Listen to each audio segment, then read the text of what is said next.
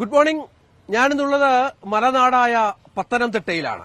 ഈ പത്തനംതിട്ടയിൽ ഇന്ന് ന്യൂസ് 18 സംഘം എത്താൻ വളരെ പ്രധാനപ്പെട്ട ഒരു കാരണമുണ്ട്. അത് പ്രേക്ഷകർക്കൊക്കെ അറിയാവുന്ന ഒരു കാരണം കൂടിയാണ്. പ്രധാനമന്ത്രി നരേന്ദ്രമോദി പത്തനംതിട്ടയിലേക്ക് ഇന്നെത്തുകയാണ്. സ്ഥാനാർത്ഥി പ്രഖ്യാപനത്തിന് ശേഷം ബിജെപിയുടെ തെരഞ്ഞെടുപ്പ് പ്രചാരണ രംഗത്ത് ഒരുപക്ഷെ നരേന്ദ്രമോദി എത്തുന്നത് ഇന്ന് ആദ്യമായാണ്. പത്തനംതിട്ട പോലെ വളരെ പ്രധാനപ്പെട്ട ഒരു ഭൂമികയാണ് അദ്ദേഹം തെരഞ്ഞെടുത്തത് എന്നതും പ്രധാനമാണ്. ഇവിടെ നമുക്കറിയാം അനിൽ ആന്റണിയാണ് ബിജെപിയുടെ സ്ഥാനാർത്ഥി. ഇന്ന് 11:30 മണിക്കാണ് നേരത്തെ ഈ പരിപാടി പറഞ്ഞിരുന്നത് എങ്കിൽ പോലും വൈകും 1:30 മണിയെങ്കിലുമാകും പ്രധാനമന്ത്രി ഇവിടെ എത്താനെന്നാണ് ഇപ്പോൾ പോലീസ് ഉദ്യോഗസ്ഥർ നമ്മളെ അറിയിച്ചിരിക്കുന്നത്. ഇതിന് ഇവിടുന്ന് ഒരു 4 കിലോമീറ്റർ അപ്പുറത്തുള്ള പ്രമാടം ഇൻഡോർ സ്റ്റേഡിയത്തിലാണ് പ്രധാനമന്ത്രി എത്തുക. അവിടെ ഹെലിപാഡ് തയ്യാറാക്കിയിട്ടുണ്ട്. അവിടെ എത്തിയതിനു ശേഷം ഈ സ്റ്റേഡിയത്തിലേക്ക് എത്തും എന്നുള്ളതാണ്. ഏതാണ്ട് 1 ലക്ഷം ആളുകളെങ്കിലും ഈ പരിപാടിയിൽ പങ്കെടുക്കുമെന്നാണ് നമ്മളോട് ബിജെപി പ്രവർത്തകരടക്കം അറിയിച്ചിരിക്കുന്നത്, നേതാക്കളടക്കം അറിയിച്ചിരിക്കുന്നത്. ഈ രാവിലെ ഞങ്ങൾ ഇവിടെ സ്റ്റേഡിയത്തിന്റെ പരിസരത്തെത്തിയപ്പോൾ വലിയൊരു തിരക്ക് ഒന്നും കാര്യമായി അനുഭവപ്പെടുന്നില്ല. കാരണം ഈ പരിപാടി ഒന്ന് വൈകി എന്നെല്ലാവരെയും അറിയിച്ചു എന്നാണ് മനസ്സിലാകുന്നത്. അതുകൊണ്ട് നേതാക്കളൊക്കെ ഇവിടെ അടുത്തൊരു ഹോട്ടലിൽ തമ്പടിച്ചിട്ടുണ്ട്. പ്രധാനപ്പെട്ട നേതാക്കളൊക്കെ ഇവിടെ എത്തുന്നുണ്ട്. അവരൊക്കെ എത്താൻ വൈകും. സ്വാഭാവികമായും നമുക്ക് മറ്റ് രാഷ്ട്രീയം പറഞ്ഞു പോകണം ഈ വരുന്ന 1 മണിക്കൂർ. കാരണം കേരളത്തിന്റെ മുഴുവൻ രാഷ്ട്രീയമുണ്ട്, ബിജെപി രാഷ്ട്രീയമുണ്ട്, തെരഞ്ഞെടുപ്പ് രാഷ്ട്രീയമുണ്ട്. ഈ സന്ദർശനത്തിന്റെ ഒരു പ്രാധാന്യം ഞാൻ നേരത്തെ പറഞ്ഞതുപോലെ പ്രധാനമന്ത്രി ഇവിടെ എത്തുന്നു എന്നുള്ളതിന്റെ പ്രാധാന്യം മറ്റൊന്നുമല്ല. പത്തനംതിട്ട ബിജെപിയുടെ ഒരു എ ക്ലാസ് മണ്ഡലമായി അവർ കാണുന്നുണ്ട്. കഴിഞ്ഞ തെരഞ്ഞെടുപ്പിൽ ഏതാണ്ട് 3 ലക്ഷത്തിനടുത്ത വോട്ട് ബിജെപിയുടെ സംസ്ഥാന അധ്യക്ഷൻ കെ സുരേന്ദ്രൻ ഇവിടെ നേടിയ ഒരു പശ്ചാത്തലം കൂടി ഇതിനോട് ചേർത്ത് വായിക്കണം. അതിനുശേഷമാണ് എ ക്ലാസ് മണ്ഡലമായി പത്തനംതിട്ട എത്തുന്നത് എന്നതാണ്. ഇന്ന് ഇത്തവണ സ്ഥാനാർത്ഥി നേരത്തെ പറഞ്ഞ അനിൽ ആന്റണിയാണ്. അനിൽ ആന്റണിക്ക് എന്ത് അത്ഭുതങ്ങൾ ഇവിടെ സൃഷ്ടിക്കാൻ സാധിക്കും എന്നുള്ളതും കാത്തിരുന്നു കാണേണ്ടതുണ്ട്. പ്രധാനമന്ത്രി ഏറെ പ്രാധാന്യത്തോടെ ഈ മണ്ഡലം കാണുന്നതിൽ തന്നെ ഒരുപാട് രാഷ്ട്രീയമുണ്ട്. കാരണം അനിൽ ആന്റണിയെ പോലെ എ കെ ആന്റണിയുടെ മകനാണ്, കോൺഗ്രസിന്റെ പ്രമുഖ നേതാവ് ആന്റണിയുടെ മകനെയാണ് ഇവിടെ പ്ലേസ് ചെയ്തിരിക്കുന്നത്. നേരത്തെ നമുക്കറിയാം PC ജോർജിനെയൊക്കെ ഇവിടെ സ്ഥാനാർത്ഥിയായി പരിഗണിച്ചിരുന്നു. അദ്ദേഹം സ്ഥാനാർത്ഥി നിർണയത്തിന് ശേഷം ചില അസംതൃപ്തികൾ അദ്ദേഹം പ്രകടിപ്പിച്ച പശ്ചാത്തലമൊക്കെ ഉണ്ടായിരുന്നു. പക്ഷെ അതൊക്കെ ആ മഞ്ഞൊക്കെ ഒന്ന് ഉരുകി ഇന്ന് ഈ പരിപാടിയിൽ PC അടക്കം എത്തും എന്ന് നമ്മളോട് അറിയിച്ചിട്ടുണ്ട്. ഇപ്പോഴത്തെ നമ്മളുടെ രീതി അനുസരിച്ച്, നമ്മളുടെ ഷെഡ്യൂൾ അനുസരിച്ച് ഏതാണ്ട് 1 മണിയോടുകൂടി ഒരു 4 കിലോമീറ്റർ അപ്പുറമുള്ള പ്രമാടത്തെ സ്റ്റേഡിയത്തിലേക്ക് പ്രധാനമന്ത്രി എത്തും. സംസ്ഥാന അധ്യക്ഷൻ കെ സുരേന്ദ്രൻ, പ്രകാശ് ജാവദേക്കർ, ചുമതലയുള്ള പ്രഭാരി അഡ്വക്കേറ്റ് ജോർജ് കുര്യൻ, ജില്ലാ അധ്യക്ഷൻ VS സൂരജ് എന്നിവർ ചേർന്ന് പ്രധാനമന്ത്രിയെ സ്വീകരിക്കും. ഷോൺ ജോർജും അടക്കമുള്ള ഈയിടെ കാലത്ത് ബിജെപിയിൽ ചേർന്ന ഷോൺ ജോർജ് അടക്കമുള്ളവർ ഈ പരിപാടിയുടെ ഭാഗമാകും. ഈ പത്തനംതിട്ട, മാവേലിക്കര മണ്ഡലങ്ങളിൽ നിന്നുള്ള 1 ലക്ഷത്തോളം പ്രവർത്തകർ ഇവിടെ ഈ പരിപാടിയിൽ പങ്കെടുക്കുമെന്നാണ് ബിജെപി കേന്ദ്രങ്ങൾ നമ്മളെ അറിയിച്ചിട്ടുള്ളത്. അതിനുള്ള സംവിധാനമൊക്കെ ഈ നമ്മളോട് ചേർന്നുള്ള ഈ സ്റ്റേഡിയത്തിൽ ഒരുക്കിയിട്ടുണ്ട് താനും. മറ്റൊരു കാര്യം നമുക്കറിയാം, BDJS ആണ് ഇവിടെ ഈ മാവേലിക്കരയിൽ മത്സരിക്കുന്നത്. കലാശാല ബാബുവാണ് സ്ഥാനാർത്ഥി. സ്വാഭാവികമായും അതിനും ഏറെ പ്രാധാന്യമുണ്ട്. ആ പ്രാധാന്യം അവിടെ നിന്നുള്ള പ്രവർത്തകരും ഇവിടെ എത്തിച്ചേരും എന്നുള്ളതാണ്. തോമസ് ഐസക്കാണ് LDFന്റെ സ്ഥാനാർത്ഥിയായി ഇവിടെ മത്സരിക്കുന്നത്. ആലപ്പുഴയിൽ നിന്ന് ഐസക് എത്തി ഇവിടെ അനിൽ ആന്റണിയെ എതിരിടാനായി നിൽക്കുന്നു. മറുഭാഗത്ത് ആന്റോ ആന്റണി സിറ്റിംഗ് MP തുടർച്ചയായ 3ാം തവണയും ഇവിടെ മത്സരിക്കുന്ന പശ്ചാത്തലമുണ്ട്. ഇടയ്ക്ക് അനിൽ ആന്റണി മത്സരിക്കില്ല എന്നൊക്കെ കേട്ടിരുന്നു. എന്നോടൊപ്പം നമ്മുടെ പ്രധാനപ്പെട്ട പ്രതിനിധികൾ G ശ്രീജിത്തും ശരണ്യ സ്നേഹജനുമുണ്ട്. ശ്രീജിത്ത് ഈ പത്തനംതിട്ടയുടെ രാഷ്ട്രീയം അരച്ചു കലക്കി കുടിച്ച ഒരാളാണ്. ശ്രീജിത്ത് ഈ ജില്ലകളിലൊക്കെ ജോലി ചെയ്തിട്ടുള്ള ആളാണ്. ശരണ്യയാകട്ടെ, ശരണ്യയുടെ നാട്ടിൽ നിന്നാണ് തോമസ് ഐസക് ഇവിടെ മത്സരിക്കാനായി എത്തിയിരിക്കുന്നത്. ആലപ്പുഴക്കാരനാണ് ഐസക്. ആലപ്പുഴയിൽ നിന്നുള്ള MLA ആയിരുന്നു ഐസക്, മന്ത്രിയായിരുന്നു. നമുക്കറിയാം ഐസക് ആലപ്പുഴ വിട്ട് വളരെ പ്രധാനപ്പെട്ട ഒരു ദൌത്യം ഐസക്കിനെ ഏൽപ്പിച്ചൊരു സാഹചര്യം കൂടിയുണ്ട്. ശ്രീജിത്ത്, നമ്മൾ ഈ ആദ്യഘട്ടത്തിൽ PC ജോർജിന്റെ പേരാണ് ഇവിടെ കേട്ടത് അല്ലെ, ബിജെപിയുടെ സ്ഥാനാർത്ഥിയായി. അതിനുശേഷം അനിൽ ആന്റണി കടന്നു വരുന്നു. ഈ അനിൽ ആന്റണിയുടെ സാധ്യതകൾ നമുക്ക് വിലയിരുത്താനുള്ള സമയമുണ്ട്. പക്ഷേ PC വന്ന് പോയതിനു ശേഷമുള്ള എതിർപ്പുകളൊക്കെ ഏതാണ്ട് പൂർണ്ണമായി മാറിയോ? PCയുടെ പ്രശ്നങ്ങളൊക്കെ മാറ്റിയോ? PCയുടെ പ്രശ്നങ്ങൾ പൂർണ്ണമായും മാറി എന്ന് നമുക്ക് പറയാൻ കഴിയില്ല. 2 ദിവസം മുൻപും അദ്ദേഹം ഒരു തവണ കൂടി BDJSനെതിരെ ചില പ്രതികരണങ്ങൾ നടത്തുന്നു. അതിനുശേഷം തൊട്ടടുത്ത ദിവസം വിളിച്ചപ്പോൾ PC ജോർജ് ഇനി ഞാൻ പ്രതികരിക്കാനില്ല എന്ന് പറഞ്ഞിട്ടുണ്ട്. അതായത് ഒരുപക്ഷെ ഈ പ്രധാനമന്ത്രിയുടെ വരവോടെ ആ പ്രശ്നങ്ങൾ അവസാനിക്കുന്നു എന്ന് വേണം കരുതാൻ. കാരണം BJP പോലെയുള്ള ഒരു പാർട്ടിയിൽ തുടർച്ചയായി നിന്നുകൊണ്ട്, ആ പാർട്ടിക്കുള്ളിൽ നിന്നുകൊണ്ട് ഒരു വിമർശനം അത്രത്തോളം സാധ്യമല്ല. ആ പാർട്ടിയോട് ചേർന്ന് PC ജോർജ് വന്നതേ ഉള്ളൂ. അതിനുശേഷം അദ്ദേഹത്തിന് പല സ്വപ്നങ്ങൾ ഉണ്ടാകും ഈ പാർട്ടി സ്വാഭാവികമായിട്ട്. അതിന്റെ ഭാഗമായി കൂടിയാണ് ഈ പ്രതികരണങ്ങളെല്ലാം വന്നത്. അന്ന് തിരുവനന്തപുരം സെൻട്രൽ സ്റ്റേഡിയത്തിൽ ആണ് ഈ ലയന സമ്മേളനം, PC ജോർജിന്റെ ജനപക്ഷവും BJPയുമായി ലയന സമ്മേളനം നടന്ന അന്ന്. നമ്മുടെ ഇവിടെ നിന്നൊക്കെ പൂഞ്ഞാറിൽ നിന്നൊക്കെ ഒരുപാട് ആളുകൾ പരിപാടിയിൽ പങ്കെടുക്കാൻ എത്തിയിരുന്നത്. അവരുടെയൊക്കെ പ്രതീക്ഷ PC ആണ് സ്ഥാനാർത്ഥി പത്തനംതിട്ടയിൽ. അവർ ഉറപ്പിച്ചിരുന്നു ഞങ്ങൾ PC വൻ ഭൂരിപക്ഷത്തിൽ വിജയിപ്പിക്കുമെന്നാണ്. പക്ഷെ അതിനുശേഷം നമ്മളും പ്രതീക്ഷിച്ചിരുന്നു PC ആയിരിക്കും. PC അങ്ങനെ അതുകൊണ്ടാണ് സ്വാഭാവികമായി BJPയിലേക്ക് വന്നു. പക്ഷെ അത് PC പോലൊരാൾക്ക് അത്ര പെട്ടെന്ന് മറക്കാനാകാവുന്ന ഒരു തെറ്റൊരു പാർട്ടിയെതിരെ ചെയ്തതല്ല. അതെ അതെ. PC ജോർജ് പ്രത്യേകിച്ച് ഈ പ്രവർത്തകർ ആഗ്രഹിച്ചു എന്നുള്ള റിയാലിറ്റിക്ക് അപ്പുറം PC ജോർജ് തന്നെ വളരെ കാര്യമായിട്ട് ആഗ്രഹിച്ചു. PC ജോർജ് വെറുതെ ആഗ്രഹിക്കുകയല്ല. ഇവിടെയുള്ള അദ്ദേഹം പറഞ്ഞ പോലെ തന്നെ ബിഷപ്പുമാര് അങ്ങനെ മത സാമുദായിക നേതാക്കളെയൊക്കെ കണ്ടിരുന്നു. മാത്രമല്ല PC ജോർജിനൊരു PC ജോർജിന് ഈ മണ്ഡലത്തിന്റെ പൾസ് അറിയാം. PC ജോർജിനെ പിന്തുണയ്ക്കുന്ന PC ജോർജിന്റെ ഒരു രീതിയൊക്കെ ഉണ്ടല്ലോ, ഒരു മാസ് എൻട്രിയും പല ഡയലോഗുകളൊക്കെ, അതിന് കൈയടിക്കുന്ന കുറെ ആളുകൾ ഇവിടെ ഉണ്ട് താനും. അതുകൊണ്ട് തന്നെ PC ജോർജ് ഈ മണ്ഡലത്തിൽ വെറുതെ മത്സരിക്കുക എന്നുള്ളതല്ല, ജയിക്കാം എന്നുള്ള ഒരു പ്രതീക്ഷയും PC ജോർജിനുണ്ടായി. അത് പക്ഷെ PC ജോർജ് നേതൃത്വത്തെ അറിയിച്ചിരുന്നില്ല. അത് PC ജോർജ് തന്നെ തുറന്ന് പറയുന്നുണ്ട്. പക്ഷെ ഉപാധികളൊന്നും ഇല്ലാതെയാണ് BJPയിലേക്ക് വന്നത് പലതവണ പറയുന്നുണ്ട്. പക്ഷേ നേതൃത്വം തിരിച്ചറിയുമെന്നായിരുന്നു പ്രതീക്ഷിച്ചിരുന്നത്. പക്ഷെ അത് ഉണ്ടാകാതെ വന്നപ്പോ ഒരു വലിയ ഷോക്കിലേക്ക് PC ജോർജ് പോയി എന്നുള്ളതും അതാണ് അതിന്റെ ഒരു തുടർ പ്രതികരണങ്ങളായ. എത്ര ഈ പൂഞ്ഞാറില് നമുക്കറിയാം PCയുടെ ഒരു സ്വാധീനം. ഒരു ലോക്സഭാ മണ്ഡലം എന്ന നിലയിൽ നമ്മൾ കണക്കിലെടുക്കുമ്പോൾ പത്തനംതിട്ടയിൽ PCക്ക് മാത്രം സമാഹരിക്കാൻ കഴിയുന്ന ഏകദേശം എത്ര വോട്ടുകൾ ഉണ്ടാകും? നമ്മുടെ ഏകദേശ കണക്കാണ്, കൃത്യമായി നമുക്ക് പറയാൻ പറ്റില്ല എങ്കിൽ പോലും. രഞ്ജിത്ത്, അത് PC ജോർജ് അങ്ങനെ പൂഞ്ഞാറിന് പുറത്ത് മണ്ഡലത്തിൽ അങ്ങനെ വർക്ക് ചെയ്യുകയോ അല്ലെങ്കിൽ തെരഞ്ഞെടുപ്പിൽ വേറെ മത്സരിക്കുകയും ചെയ്തിട്ടില്ല. അതുകൊണ്ട് തന്നെ കണക്ക് പറയുക എളുപ്പമല്ല. പക്ഷെ നമുക്കൊരു കാര്യം എനിക്ക് തോന്നിയിട്ടുള്ളത്, PC ജോർജ് കഴിഞ്ഞ കുറെ കാലമായി പറഞ്ഞുകൊണ്ടിരുന്നത് സംഘപരിവാർ പൊളിറ്റിക്സ് തന്നെയാണ്. സംഘപരിവാർ രാഷ്ട്രീയം, RSSകാര് എങ്ങനെ പ്രസംഗിക്കുന്നോ അല്ലെങ്കിൽ RSS നേതാക്കളൊക്കെ എങ്ങനെ, അതേപോലുള്ള പ്രസംഗമായിരുന്നു. അപ്പൊ ആ മേഖലയിലുള്ള വോട്ടുകൾ ഉറപ്പിക്കാൻ കഴിയും. കൂടാതെ അധികമായി ക്രൈസ്തവ വിഭാഗത്തിൽ നിന്നുള്ള വോട്ടുകളും സമാഹരിക്കാൻ കഴിയും. അങ്ങനെ ഇത് കഴിഞ്ഞ തവണ കേവലം 3 ലക്ഷം വോട്ട് സുരേന്ദ്രന് കിട്ടിയാൽ ഒരു 50,000 വോട്ട് കൂടി പിടിച്ചാൽ ജയിക്കാം എന്നുള്ളതായിരുന്നു PC ജോർജിന്റെ കണക്ക്. അതെന്തായാലും അദ്ദേഹത്തിന് കിട്ടും എന്നുള്ള ഒരു പ്രതീക്ഷ. സുരേന്ദ്രന് കിട്ടിയ ആ വോട്ടുകൾ കൂടെ കിട്ടണം അല്ലെ? ആ വോട്ടുകൾ PC ജോർജിന് കിട്ടുമെന്ന് PC ജോർജ് പ്രതീക്ഷിച്ചിരുന്നു. കാരണം ഇവിടുത്തെ ഈ NSS വോട്ടർമാർക്കിടയിലും അത്തരം ഒരു ഹിന്ദുത്വ വോട്ടുകളുണ്ട്. അദ്ദേഹം പറഞ്ഞത് ഈ ശബരിമല വിഷയത്തിൽ ഏറ്റവും ആദ്യം ഇറങ്ങിയത് താനാണ് എന്ന് തുടർച്ചയായിട്ട് നമ്മളോടൊക്കെ പറഞ്ഞിരുന്നു. ശരണ്യ, ഈ ഐസക്കാണ് ഇവിടെ സ്ഥാനാർത്ഥി LDFന്റെ അല്ലെ? പക്ഷെ ഐസക്ക് നമ്മൾ അപ്രതീക്ഷിതമായിരുന്നു ഐസക്കിന്റെ ഇവിടുത്തെ ഒരു സ്ഥാനാർത്ഥം എന്ന് തോന്നുന്നു. പക്ഷെ കുറച്ച് മുൻപ് ഐസക്ക് പ്രതീക്ഷിക്കുക 2 വർഷമെങ്കിലും ആയി ഐസക്ക് ഇവിടെ ഈ മണ്ഡലത്തിന്റെ ഇതിന്റെ ചുമതലയുണ്ടായിരുന്നു. ഇവിടെ നിന്ന് പ്രവർത്തിക്കുന്നുണ്ടായിരുന്നു സൈലന്റ് ആയിട്ട്. ഐസക്കുമായി സംസാരിച്ചോ ഈ ഇവിടെ വന്നതിന് സ്ഥാനാർത്ഥിയായതിനു ശേഷം? എന്താ ഐസക്ക് പറയുന്നത്? അദ്ദേഹത്തിന്റെ പ്രതീക്ഷ എന്താ? അതിനകത്ത് നേരത്തെ ശ്രീജു പറഞ്ഞതുപോലെ സംഘടനാ ചുമതലയുമായി ബന്ധപ്പെട്ട് കുറച്ച് നാളുകളായി പത്തനംതിട്ടയിൽ നിൽക്കാൻ കഴിഞ്ഞു എന്നുള്ളൊരു ആത്മവിശ്വാസം ഉണ്ടായിരുന്നു അദ്ദേഹത്തിന് എന്നുള്ളതാണ്. പിന്നീട് ഒരുപക്ഷെ നേരത്തെ പറഞ്ഞതുപോലെ തന്നെ പത്തനംതിട്ടയിൽ മത്സരിക്കേണ്ടി വരും എന്നുള്ളൊരു സൂചന അദ്ദേഹത്തിന് ഏറ്റവും ഒടുവിലാണ് കിട്ടുന്നത്. മത്സര രംഗത്തേക്ക് ഇറങ്ങേണ്ടി വരുമെന്നുള്ളത്. ആലപ്പുഴ ഒരു പരിഗണിച്ചേക്കാം എന്നുള്ളൊരു തോന്നലും ഉണ്ടായിരുന്നു. ആലപ്പുഴ ആയിരുന്നെങ്കിൽ കുറച്ചുകൂടി അദ്ദേഹത്തിന് അത് എളുപ്പവുമായിരുന്നു. പിന്നെ സംഘടനാ ചുമതലയുമായി ബന്ധപ്പെട്ട് പാർട്ടിയുടെ ചുമതലയുമായി ബന്ധപ്പെട്ട് ഇവിടെ നിൽക്കേണ്ടി വന്നതുകൊണ്ട് ആ ഒരു ഇടപെടൽ ആളുകൾക്കിടയിലേക്ക് കുറെ പരിപാടികൾ സംഘടിപ്പിച്ചുകൊണ്ട് പോകേണ്ടി വന്നു. അതുമാത്രമല്ല, പത്തനംതിട്ട ജില്ലയുടെ ചുമതലയുള്ള സംസ്ഥാന സെക്രട്ടേറിയറ്റ് അംഗമാണ്. അപ്പോൾ അങ്ങനെ നിന്നതുകൊണ്ടും പിന്നീട് തിരഞ്ഞെടുപ്പിലേക്ക് പോകാൻ സാധ്യതയുണ്ട് എന്നുള്ള ഒരു കാഴ്ചപ്പാടൊക്കെ വന്നപ്പോൾ വളരെ നേരത്തെ, മറ്റുള്ളവരെക്കാൾ നേരത്തെ ഈ തെരഞ്ഞെടുപ്പ് പ്രക്രിയകളുമായി മുന്നോട്ട് പോകാൻ കഴിഞ്ഞു എന്നുള്ളതാണ്. പ്രചാരണവുമായി സംഘടനയാണ്. അവർക്ക് ഇപ്പൊ ആരെ സ്ഥാനാർത്ഥിയായിട്ട് പ്ലേസ് ചെയ്താലും അവരെ മണ്ഡലത്തിൽ പരിചയപ്പെടുത്തുന്നതും ജനങ്ങൾക്കിടയിൽ എത്തിക്കുന്നതും ഒക്കെ പ്രവർത്തകരാണ്. അങ്ങനെ ഒരു സംവിധാനമുള്ള ഒരു പാർട്ടിയാണ്. പത്തനംതിട്ടയിലും അത്യാവശ്യം സംഘടനാ സംവിധാനം ആ പാർട്ടിക്ക്. തീർച്ചയായും. അതായത് രഞ്ജിത്ത്, അതില് ഒരു നമ്മൾ മറന്നുപോകാൻ പാടില്ലാത്തൊരു കണക്ക്, കഴിഞ്ഞ ശബരിമല പ്രക്ഷോഭത്തിന് ശേഷം ഇവിടെ മത്സരിച്ച വീണ ജോർജ്, മറ്റെല്ലാ സ്ഥലങ്ങളിലും UDFന് വലിയ മുന്നേറ്റം ഉണ്ടായപ്പോഴും വീണ ജോർജ് എന്ന സ്ഥാനാർത്ഥിക്ക് 3,36,000 വോട്ട് കിട്ടി. അതായത് വെറും 40,000 വോട്ടിന് മാത്രമാണ്. CPMന്റെ അടിത്തറ അങ്ങ് ഒലിച്ചുപോയി ഒന്നുമില്ല ഈ മണ്ഡലത്തിൽ. അത് പിടിച്ചു നിർത്താൻ കഴിഞ്ഞു. പക്ഷെ അവിടെ നമ്മൾ ഐസക്കിനെയും വീണ ജോർജിനെ നമുക്ക് ഒരുമിച്ച് താരതമ്യം ചെയ്യാൻ പറ്റില്ല. വീണ ഇവിടുത്തെ ആളാണ്. പിന്നെ നേരത്തെ പറഞ്ഞ സഭയുടെ വലിയ വീണ ജോർജിന് ഓർത്തഡോക്സ് സഭയുടെ പരിപൂർണമായ പിന്തുണയുണ്ടായിരുന്നു. ഓർത്തഡോക്സ് സഭയ്ക്ക് സ്വാധീനമുള്ള പല മേഖലകളും ഈ മണ്ഡലത്തിലുണ്ട്.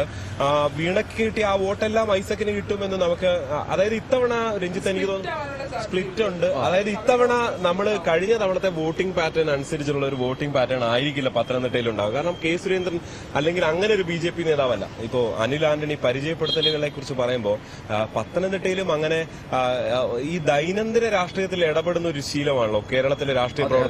അനിൽ ആന്റണി പക്ഷെ ഇവിടെ അങ്ങനെ ഉണ്ടായിരുന്ന ഒരാളല്ല. അവിടെയാണ് ഇന്ന് ഒരുപക്ഷെ ഈ തെരഞ്ഞെടുപ്പ് പ്രഖ്യാപിക്കുന്നതിന് മുൻപ് തന്നെ ഈ പത്തനംതിട്ടയിൽ പ്രധാനമന്ത്രി നരേന്ദ്രമോദി എത്തുന്നു എന്നുള്ളത് ഈ പരിമിതികൾ മറികടക്കാനാകുക. ഏതെങ്കിലും പ്രവർത്തകർ PC ജോർജിനോട് ആഭിമുഖ്യം ഉണ്ടായിരുന്ന പ്രവർത്തകരുണ്ടെങ്കിൽ ഇതാണ് എന്റെ സ്ഥാനാർത്ഥി എന്ന് കൃത്യമായി അവതരിപ്പിക്കാൻ.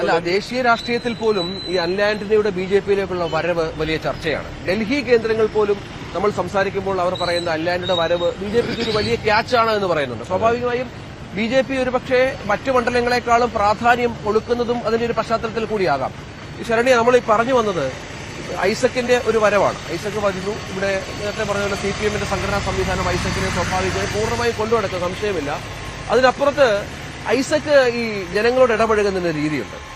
ഒരു ജനകീയനായുക എന്ന് പറയുന്നത് അത്തരം സംസാരമായാലും ജനത്തിനോട് ഈ ഓരോ കാര്യങ്ങൾ ഇടപെടുന്നതായാലും മന്ത്രി എന്ന പരിചയമുണ്ട്. ആ സംവിധാനം ആലപ്പുഴക്കാർക്ക് പരിചിതമാണ്. ആലപ്പുഴയുടെ പ്രിയങ്കരനാണ്. അത് ഈ പത്തനംതിട്ടയിൽ ചെലവാകുമോ? അത് മറ്റു രാഷ്ട്രീയ നേതാക്കളെ വെച്ച് നോക്കുകയാണെങ്കിൽ തോമസ് ഐസക്കിന്റെ ഒരു പ്രത്യേകതയാണ്. നമ്മളോട് വളരെ അടുത്ത് നിൽക്കുന്ന ആൾ. അത് മന്ത്രിയായിരുന്ന ഘട്ടത്തിൽ പോലും അദ്ദേഹത്തിന്റെ ഒരു ഇടപെടൽ അങ്ങനെയായിരുന്നു. ആരെ കണ്ടാലും അങ്ങനെ. അത് ഒരുപക്ഷെ തിരഞ്ഞെടുപ്പ് രാഷ്ട്രീയത്തിൽ അത് കുറെയൊക്കെ ഫലം കാണുകയും ചെയ്യാറുണ്ട്. അത്തരം ഒരു ഇടപെടൽ ഇവിടെ ആദ്യഘട്ടത്തിൽ സംഘടനാ ചുമതലയുടെ ഘട്ടത്തിലും നമ്മൾ ഐസക്കിന്റെ പോസ്റ്റുകളൊക്കെ നോക്കുകയാണെങ്കിൽ നമുക്ക് മനസ്സിലാവും. അപ്പോൾ അത്തരത്തിലൊരു ആളുകളെ ചേർത്ത് നിർത്തിക്കൊണ്ടുള്ള ഒരു രാഷ്ട്രീയമൊക്കെയാണ്. പക്ഷേ ഈ പറഞ്ഞതുപോലെ സഭയുടെ വോട്ടുകളടക്കം ഇപ്പോൾ വീണ ജോർജിനെ വെച്ചിട്ട് ഒരിക്കലും തോമസ് ഐസക്കിനെ നമുക്ക് കമ്പയർ ചെയ്യാനേ കഴിയില്ല. കാരണം സഭയുടെ പുത്രിയാണ്. അതുകൊണ്ട് തന്നെ ആ വോട്ടുകൾ എത്രമാത്രം ഇടതുപക്ഷത്തിന് നേടാൻ കഴിയുമെന്നുള്ളതാണ്. പ്രത്യേകിച്ച് ഇപ്പോൾ ഇപ്പുറത്തെ സൈഡിൽ ഈ അനിൽ ആന്റണിയും ഈ ആന്റോ ആന്റണിയും ഒക്കെ നിൽക്കുന്ന ഒരു ഘട്ടം വരുമ്പോഴത്തേക്കും വോട്ടുകളൊന്നും ഭിന്നിച്ചു പോകാനുള്ള സാധ്യതയുണ്ട്. അതിനപ്പുറം സക്സസ്ഫുൾ ആയ ഒരു മിനിസ്റ്റർ എന്നുള്ള രീതിയിൽ കേരളത്തിൽ ജനങ്ങൾ അക്സെപ്റ്റ് ചെയ്തൊരു മന്ത്രിയാണ് തോമസ് ഐസക്ക്. അദ്ദേഹത്തെ മത്സരിച്ച ഘട്ടത്തിലും ജനപ്രതിനിധിയായിരുന്ന ഘട്ടത്തിലും ഒക്കെ ഒരു അക്സെപ്റ്റൻസ് നേടാൻ കഴിഞ്ഞിട്ടുള്ള ഒരാളാണ് എന്നുള്ളതാണ്. പിന്നെ ഉള്ള ഒരു ഗുണമെന്ന് പറയുന്നത് നേരത്തെ തന്നെ സംഘടനാ ചുമതല ഏൽപ്പിച്ചിട്ടുണ്ട് എന്നുള്ളതാണ്. സഭയിൽ എത്രമാത്രം ഇടപെടലുകൾ നടത്താൻ കഴിയും എന്നുള്ള അവിടെ എനിക്ക് തോന്നിയൊരു ആ രാഷ്ട്രീയം തന്നെ ഇവിടെ പറയുമ്പോൾ സക്സസ്ഫുൾ ആയിട്ടുള്ള മന്ത്രി എന്ന് പറയുമ്പോൾ ഐസക്ക് ഇവിടെ വന്ന് ആദ്യം പറഞ്ഞത് ഞാനിവിടെ കിഫ്ബി പറഞ്ഞു തന്നെയാണ് വോട്ട് പിടിക്കുന്നത് എന്നുള്ളത് തന്നെയാണ് ഐസക്ക് പറഞ്ഞത്. പക്ഷെ ആ കിഫ്ബി ഇന്നത്തെ നമ്മുടെ സാമ്പത്തിക സ്ഥിതിയുമായി വെച്ച് താരതമ്യം ചെയ്യുമ്പോൾ എതിരാളികൾ PC ജോർജ് ഉൾപ്പെടെയുള്ള ആളുകൾ ആ തുടക്കം തന്നെ പറഞ്ഞത് കേരള സംസ്ഥാനത്തെ ധനകാര്യ സ്ഥിതിയെ മുടിപ്പിച്ചത് ഐസക്കാണ് എന്ന് അവർ പ്രചരിപ്പിക്കുന്നുണ്ട്. അതുകൊണ്ട് തന്നെ കിഫ്ബിയാണ് ഏറ്റവും, അതായത് ഈ ധനകാര്യ സ്ഥിതി എന്ന് പറയുമ്പോൾ കേവലം സർക്കാർ ഉദ്യോഗസ്ഥർക്ക് ശമ്പളം നൽകാത്തത് മാത്രമല്ലല്ലോ, ഏറ്റവും സാധാരണക്കാരെ സംബന്ധിച്ച് സപ്ലൈകോയിൽ നിന്ന് സാധനം കിട്ടാത്തത്, ഇത്തരം വിഷയങ്ങൾ ജനങ്ങളെ ബാധിക്കുന്നുള്ള കാര്യത്തിൽ സംശയമില്ല. അവിടെ ഐസക്ക് കിഫ്ബിയും സംസ്ഥാനത്തിന്റെ ധനകാര്യ മന്ത്രിയായിരുന്നു, മികച്ച മന്ത്രിയായിരുന്നു എന്ന് അവതരിപ്പിക്കുമ്പോൾ ജനം അങ്ങനെ തന്നെ ഇപ്പോഴത്തെ സ്ഥിതിക്ക് ഐസക്ക് കാരണക്കാരനാണെന്ന് പ്രതിപക്ഷം പറയുമ്പോൾ അതിൽ ചില സംശയങ്ങൾ ജനങ്ങളെ സംബന്ധിച്ച് ഉണ്ടാകാനുള്ള പ്രത്യേകിച്ച് കഴിഞ്ഞ ഒരു മന്ത്രിസഭയുടെ കാലത്ത് അവർ നടത്തിയ പൊതുമരാമത്ത് വർക്കുകൾ നമുക്കറിയാലോ. ആ ഇൻഫ്രാസ്ട്രക്ചറിൽ വന്നൊരു മാറ്റം തന്നെയാണ് ജനങ്ങളുടെ പ്രത്യക്ഷ വികസനം എന്ന് ജനങ്ങൾ കണ്ടു വോട്ട് ചെയ്യാനുള്ള ഒരു കാര്യം. സ്വാഭാവികമായും ഈ കഴിഞ്ഞ സർക്കാരിന് ശേഷമുള്ള ഒരു ചർച്ചയുണ്ട്. അതായത് കഴിഞ്ഞ സർക്കാരിലെ മന്ത്രിസഭ തന്നെ തുടർന്നിരുന്നെങ്കിൽ ഒരുപക്ഷെ ഈ ഒരു സാഹചര്യത്തിലേക്ക് വരില്ലായിരുന്നു എന്നുള്ളതാണ്. അതെ, അത്തരം ഒരു ചർച്ച ആളുകൾക്കിടയിൽ നിലനിൽക്കുന്നുണ്ട്. ഒരുപക്ഷെ ആ ടീം തന്നെ ആയിരുന്നെങ്കിൽ കുറച്ചുകൂടെ സക്സസ്ഫുൾ ആവുമായിരുന്നു എന്നുള്ളൊരു തോന്നലുണ്ട്. ആ ഒരു അഭാവം ഒരുപക്ഷെ ഐസക്കിനെ പോലത്തെ ഒരു ആളെ സ്ഥാനാർത്ഥിത്വത്തിലേക്ക് കൊണ്ടുവരുമ്പോൾ അത് ഉപയോഗിക്കാൻ കഴിയുമായിരിക്കും എന്നുള്ളൊരു പ്ലസ്സും അതിനകത്തുണ്ട്. മറ്റൊരു കാര്യം ശ്രീത്ത്, നമ്മൾ ഈ ഇപ്പൊ ഐസക്കിനെയും ആന്റോ ആന്റണിയെയും കൂടി കമ്പയർ ചെയ്യുമ്പോൾ നമ്മുടെ അനിൽ ആന്റണിക്കുള്ള ഒരു പ്രശ്നം എന്ന് പറയുന്നത് അദ്ദേഹത്തെ മണ്ഡലത്തിൽ പരിചയപ്പെടുത്തണം എന്നുള്ളതാണ്. പരിചിതനല്ല, നമ്മൾ തുടക്കത്തിൽ അത് പറഞ്ഞിരുന്നു. അത് PC ജോർജ് പലതവണ ചൂണ്ടിക്കാണിക്കുകയും ചെയ്തു. അതായത് അനിൽ ആന്റണിയെ പരിചയപ്പെടുത്തേണ്ടി വരും കൊണ്ടു നടന്ന്. അതിനെ അതിജീവിക്കാൻ BJPയുടെ പത്തനംതിട്ടയിലെ സംഘടനാ സംവിധാനത്തിന് സാധിക്കുമോ എന്നൊരു പ്രധാനപ്പെട്ട ചോദ്യമുണ്ട്. അതിന്റെ തുടക്കമാണ് ഞാൻ ശ്രീത്ത് പറഞ്ഞ പോലെ മോദി ഇവിടെ വരികയും ഈ കാര്യങ്ങൾ പറയുകയും ചെയ്യുക. അതിനപ്പുറത്തുള്ള സംഘടനാ നെറ്റ്വർക്ക് പത്തനംതിട്ടയിൽ എത്രത്തോളമുണ്ട്? ശബരിമലയുടെ നാടാണ്. സ്വാഭാവികമായും RSSന്റെ വലിയ സ്വാധീനം ഇവിടെയുണ്ട്. അത് പൂർണ്ണമായും ഉപയോഗിച്ചുകൊണ്ടുള്ള പ്രവർത്തനമായിരിക്കുമോ BJPയുടെ കാഴ്ചവെക്കുക? തീർച്ചയായും സംഘടനാ സംവിധാനം പത്തനംതിട്ടയിലുണ്ട്. അത് BJPക്ക് ഇല്ലെങ്കിലും RSSനുണ്ട്. പ്രത്യേകിച്ച് ശബരിഗിരി വിഭാഗം എന്ന് പറഞ്ഞൊരു വിഭാഗിന് കീഴിലാണ് പത്തനംതിട്ട ഉൾപ്പെടെയുള്ള ഈ ലോക്സഭാ മണ്ഡലമൊക്കെ വരുന്നത്. RSSന്റെ കേരളത്തിലെ ഏറ്റവും കൂടുതൽ വർക്കുള്ള പ്രദേശങ്ങളിൽ ഒന്ന് തന്നെയാണ് ഈ പത്തനംതിട്ടയും അതിന്റെ പരിസര പ്രദേശങ്ങൾ ആയിട്ടുള്ള പല മണ്ഡലങ്ങളും അങ്ങനെ തന്നെയാണ് വരുന്നത്. അവിടെ സംഘടനാ വർക്കിനൊരു ഏതെങ്കിലും തരത്തിലുള്ള ഒരു കുറവ് വരാനുള്ള സാധ്യതയില്ല. പല മേഖലകളിലും ബൂത്ത് കമ്മിറ്റിയോ BJPക്ക് അങ്ങനെ ഇല്ലാത്ത സംവിധാനങ്ങളൊക്കെ ഉണ്ട്. പക്ഷെ അതിനപ്പുറത്തേക്ക് ഈ പ്രവർത്തകർ തന്നെ PC ജോർജിനെ അങ്ങ് മനസ്സുകൊണ്ട് അംഗീകരിക്കുകയും അതിൽ നിന്ന് അങ്ങോട്ട് പൂർണ്ണമായി വിട്ടുമാറാൻ ഇനിയും കഴിഞ്ഞിട്ടില്ല എന്നൊരു പ്രശ്നമുണ്ട്. പക്ഷെ അപ്പോഴാണ് പ്രധാനമന്ത്രി ഏറ്റവും തുടക്കത്തിൽ വന്നുകൊണ്ട് ഇതെന്റെ സ്ഥാനാർത്ഥിയാണെന്ന് പറയുകയാണ് അദ്ദേഹം യഥാർത്ഥത്തിൽ ചെയ്യുന്നത്. തെരഞ്ഞെടുപ്പ് പോലും പ്രഖ്യാപിച്ചിട്ടില്ല. അതോടുകൂടി ഇവിടെ ഒരുപക്ഷെ ഞാൻ പ്രതീക്ഷിക്കുന്നു BJPയുടെ പ്രവർത്തനം കൂടുതൽ ശക്തമാകുകയും ഒരുപക്ഷെ ഒരു അതിശക്തമായ ഫൈറ്റിലേക്ക് കാര്യങ്ങൾ പോവുകയും ചെയ്യും എന്നുള്ള ഒരു പ്രതീക്ഷ തന്നെയാണ് രഞ്ജിത്ത് എന്നെ സംബന്ധിച്ചുള്ളത്. ഇത് നമ്മൾ ഈ ജംഗ്ഷന്റെ പേര് പറഞ്ഞു, അഴൂർ ജംഗ്ഷൻ. ഇവിടെ നേരെ പോയാല് ഇത് അഴൂരിനുള്ള വഴിയാണ്. അഴൂർ കൊടുന്തറ അങ്ങനെ ഒക്കെ പോവാം. അഴൂർ കൊടുന്തറ ഭാഗത്തേക്കുള്ള വഴിയാണ്. ഈ പത്തനംതിട്ട ഒരു പ്രത്യേകത വലിയ വിശാലമായ മണ്ഡലമാണ് അല്ലേ. മലയോര പ്രദേശങ്ങളുണ്ട്. ഇല്ലാത്തത് കടൽ മാത്രമാണ്. കടലില്ല. കടലിന്റെ ആവശ്യം പോലെ ഒരുപാട് കടൽ കണ്ടുവരുന്ന ഒരാളാണ് ആലപ്പുഴ. ആലപ്പുഴ കടൽ പറഞ്ഞാണ് ഏറ്റവും കൂടുതൽ ഇപ്പൊ BJP വോട്ട് പിടിക്കുന്നത്. അവിടുത്തെ പ്രധാന വിഷയം തീരദേശ മേഖലയിൽ നിന്ന് പോകേണ്ടി വരുന്നില്ല ഇവിടുത്തെ സ്ഥാനാർത്ഥികൾ. മലയോര മേഖലയിൽ പോകേണ്ടി വരും. കാർഷിക മേഖല ഒരുപാടുള്ള സ്ഥലമാണ്. അപ്പർക്കുട്ടനാടൊക്കെ ഭയങ്കര, പക്ഷെ കൊടിയ ചൂടാണ്. ചേട്ടനുണ്ട്. എങ്ങനെയാ ചേട്ടാ, എങ്ങനെയുണ്ട് കാര്യങ്ങളുണ്ട്? കാര്യങ്ങളൊക്കെ കുഴപ്പമില്ലാതെ പോകും. ഇവിടെ എങ്ങനെയാണ് ഒരു മത്സരമൊക്കെ എങ്ങനെയാ? അതിനെക്കുറിച്ചൊന്നും പറയാറായില്ല. അങ്ങോട്ട് പ്രചരണം അങ്ങോട്ട് ഉഷാറാവുന്നേ ഉള്ളൂ അല്ലെ? ഈ പ്രധാനമന്ത്രിയൊക്കെ വരുന്നത് ഒരു ഇവിടെ ഒരു പ്രചരണത്തിന് ആവേശം ഉണ്ടാകുമെന്ന് തോന്നുന്നുണ്ട്. ഒരു കഴിഞ്ഞ തവണത്തെ പോലെ BJP ഒരു സ്ട്രോങ് മത്സരം നടത്തുന്നുണ്ടോ? എങ്ങനെയാ തോന്നുന്നത്? അതിനെക്കുറിച്ചൊന്നും നമ്മള് എന്തായാലും അദ്ദേഹം വളരെ തുടക്കമാണ്. തെരഞ്ഞെടുപ്പ് അങ്ങോട്ട് ചൂട് പിടിച്ചു വരുന്നത്. പ്രഖ്യാപനം പോലും ആയിട്ടില്ല. പക്ഷെ ഇത്തവണത്തെ പ്രത്യേകത അതിനു മുമ്പ് സ്ഥാനാർത്ഥികൾ മിക്ക മണ്ഡലങ്ങളിലും അല്ലെ 12 മണ്ഡലങ്ങളിൽ 13 മണ്ഡലങ്ങളിൽ സ്ഥാനാർത്ഥികൾ പൂർണ്ണമായി പ്രചരണം ആരംഭിച്ചു. ഒരുപക്ഷെ കുറച്ചു ദിവസത്തിനുള്ളിൽ പ്രഖ്യാപനം ഉണ്ടായേക്കാം. ആളുകള് ഈ പറഞ്ഞ പോലെ സ്ഥാനാർത്ഥികൾ ആ തെരഞ്ഞെടുപ്പ് ചൂടിലേക്കൊക്കെ വന്നു തുടങ്ങുന്നതേ ഉള്ളൂ.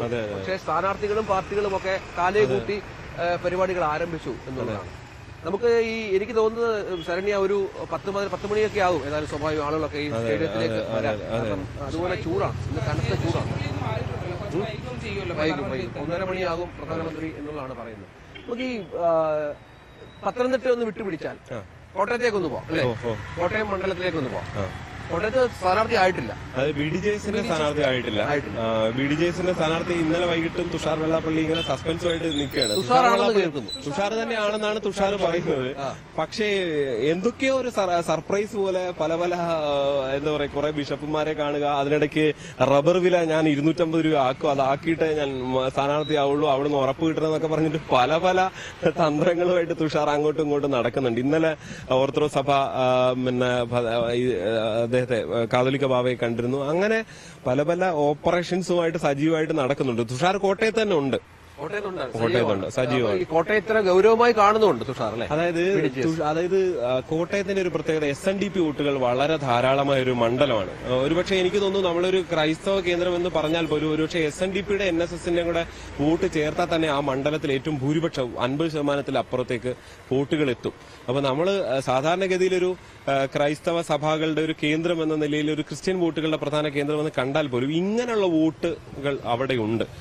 പക്ഷെ ആ വോട്ടെല്ലാം ഇപ്പൊ NSSന്റെ വോട്ടുകളെല്ലാം അല്ലെങ്കിൽ BJP അങ്ങനെയുള്ള വോട്ടെല്ലാം തുഷാറിന് കിട്ടുമെന്ന് ചോദിച്ചു കഴിഞ്ഞാൽ നമുക്കിനിയും കണ്ടറിയണം, അതിന്റെ പ്രചരണമൊക്കെ കണ്ടറിയണം. പക്ഷേ SNDP വോട്ടുകളിൽ തുഷാർ കാര്യമായി കണ്ണുവെക്കുന്നുണ്ട്. പ്രത്യേകിച്ച് SNDP ശാഖായോഗങ്ങളിലൊക്കെ കമ്മിറ്റികൾ വിളിക്കുകയും അവിടെ അത്തരത്തിലുള്ള പല ഓപ്പറേഷൻസും അദ്ദേഹം നടത്തിക്കൊണ്ടിരിക്കുന്നുണ്ട്. തെരഞ്ഞെടുപ്പിന്റെ ഘട്ടത്തിലേക്ക് വരുന്നതിന് മുമ്പല്ല കേട്ടോ, അല്ലാതെ ഏകദേശം 1 വർഷത്തിന് മുകളിലായിട്ട് തുഷാർ അവിടെ കോൺസെൻട്രേറ്റ് ചെയ്യുന്നുണ്ട്. അവിടെ മത്സരിക്കാനുള്ള ഒരു തയ്യാറെടുപ്പിൽ തന്നെയായിരുന്നു. അവിടെ തുഷാറുമായി സംസാരിക്കുമ്പോൾ അദ്ദേഹം പറയുന്നത് താൻ സംഘടനാ ചുമതലയൊക്കെ ഉണ്ട്, അതുകൊണ്ട് മത്സരിക്കുന്നില്ല എന്ന് അറിയിച്ചിട്ടുണ്ടെന്നൊക്കെ കേന്ദ്രത്തോട് പറഞ്ഞത് പറയുന്നുണ്ടെങ്കിൽ പോലും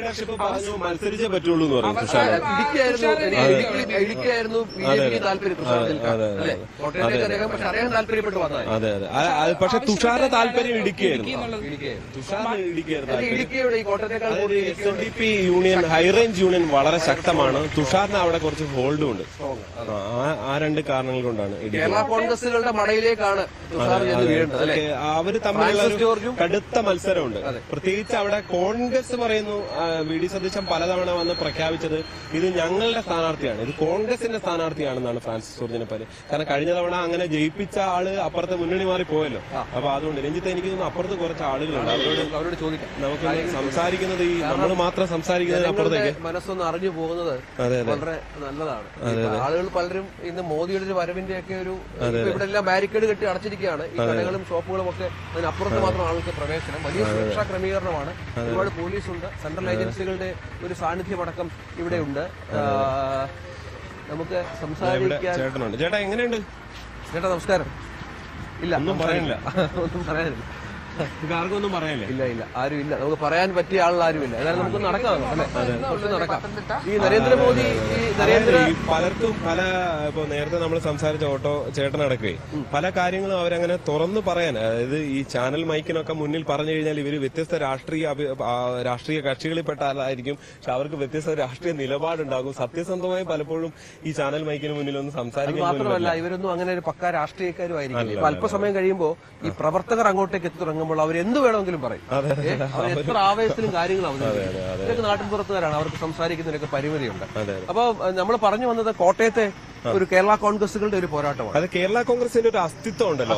അതായത് ഈ ജോസഫ് വിഭാഗത്തിന് തെരഞ്ഞെടുപ്പ് കമ്മീഷന്റെ അംഗീകാരം അടക്കം ലഭിക്കാത്തൊരു സാഹചര്യം ഉണ്ടല്ലോ, MP ഇല്ലാത്തതുകൊണ്ടാണ് അങ്ങനെ. പക്ഷെ ജോസ് കെ മാണി വിഭാഗത്തിന് ചിഹ്നം കിട്ടുന്നു, അങ്ങനെ MP മാരെല്ലാം ഉണ്ട്.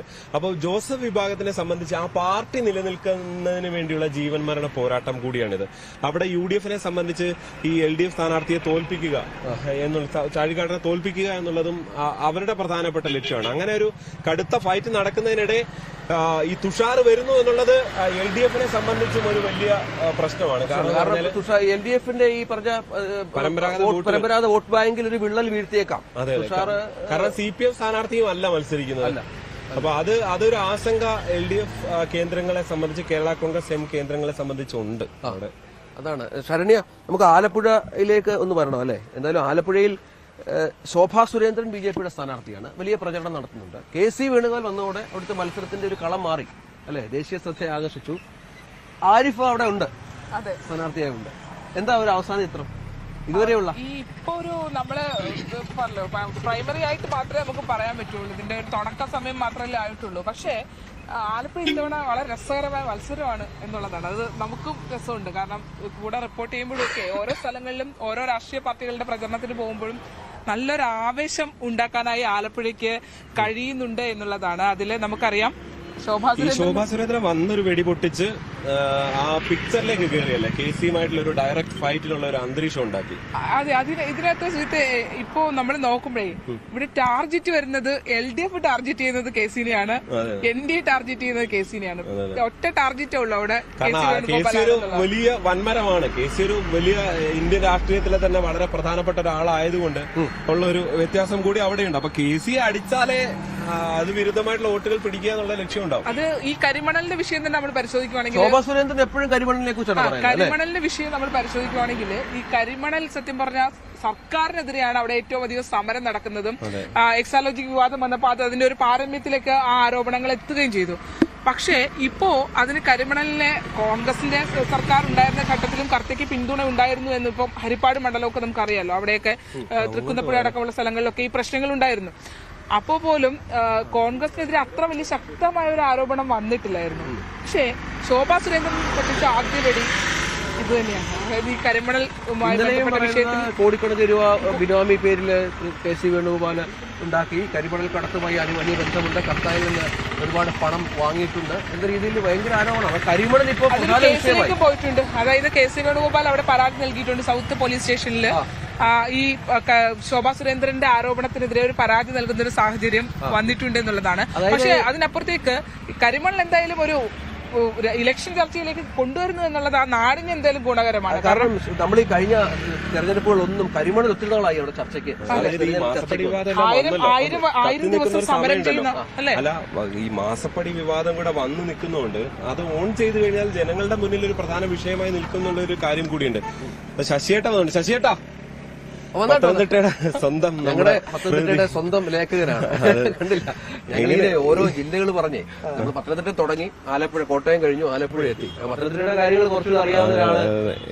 എങ്ങനെയുണ്ട് ഒരു ആവേശമായോ ഇവിടെ ഒരു വർക്കിലേക്കൊക്കെ എത്തിയോ? എങ്ങനെയാ? ബിജെപി വലിയൊരു ആവേശത്തിലാണ്. കാരണം പ്രധാനമന്ത്രി വരുന്നു. ഈ കഴിഞ്ഞ പ്രാവശ്യത്തെ അഭിപ്രായ വോട്ടിന്റെ നേട്ടവും ഒപ്പം അവരുടെ പ്രവർത്തന ശൈലിയൊക്കെ വെച്ചുകൊണ്ട് സ്വാഭാവികമായിട്ടും വലിയ ആവേശത്തിലാണ്. ഈ ഗ്രൗണ്ട് ലെവലിലേക്ക് അത്ര ആവേശം എത്തിയോ?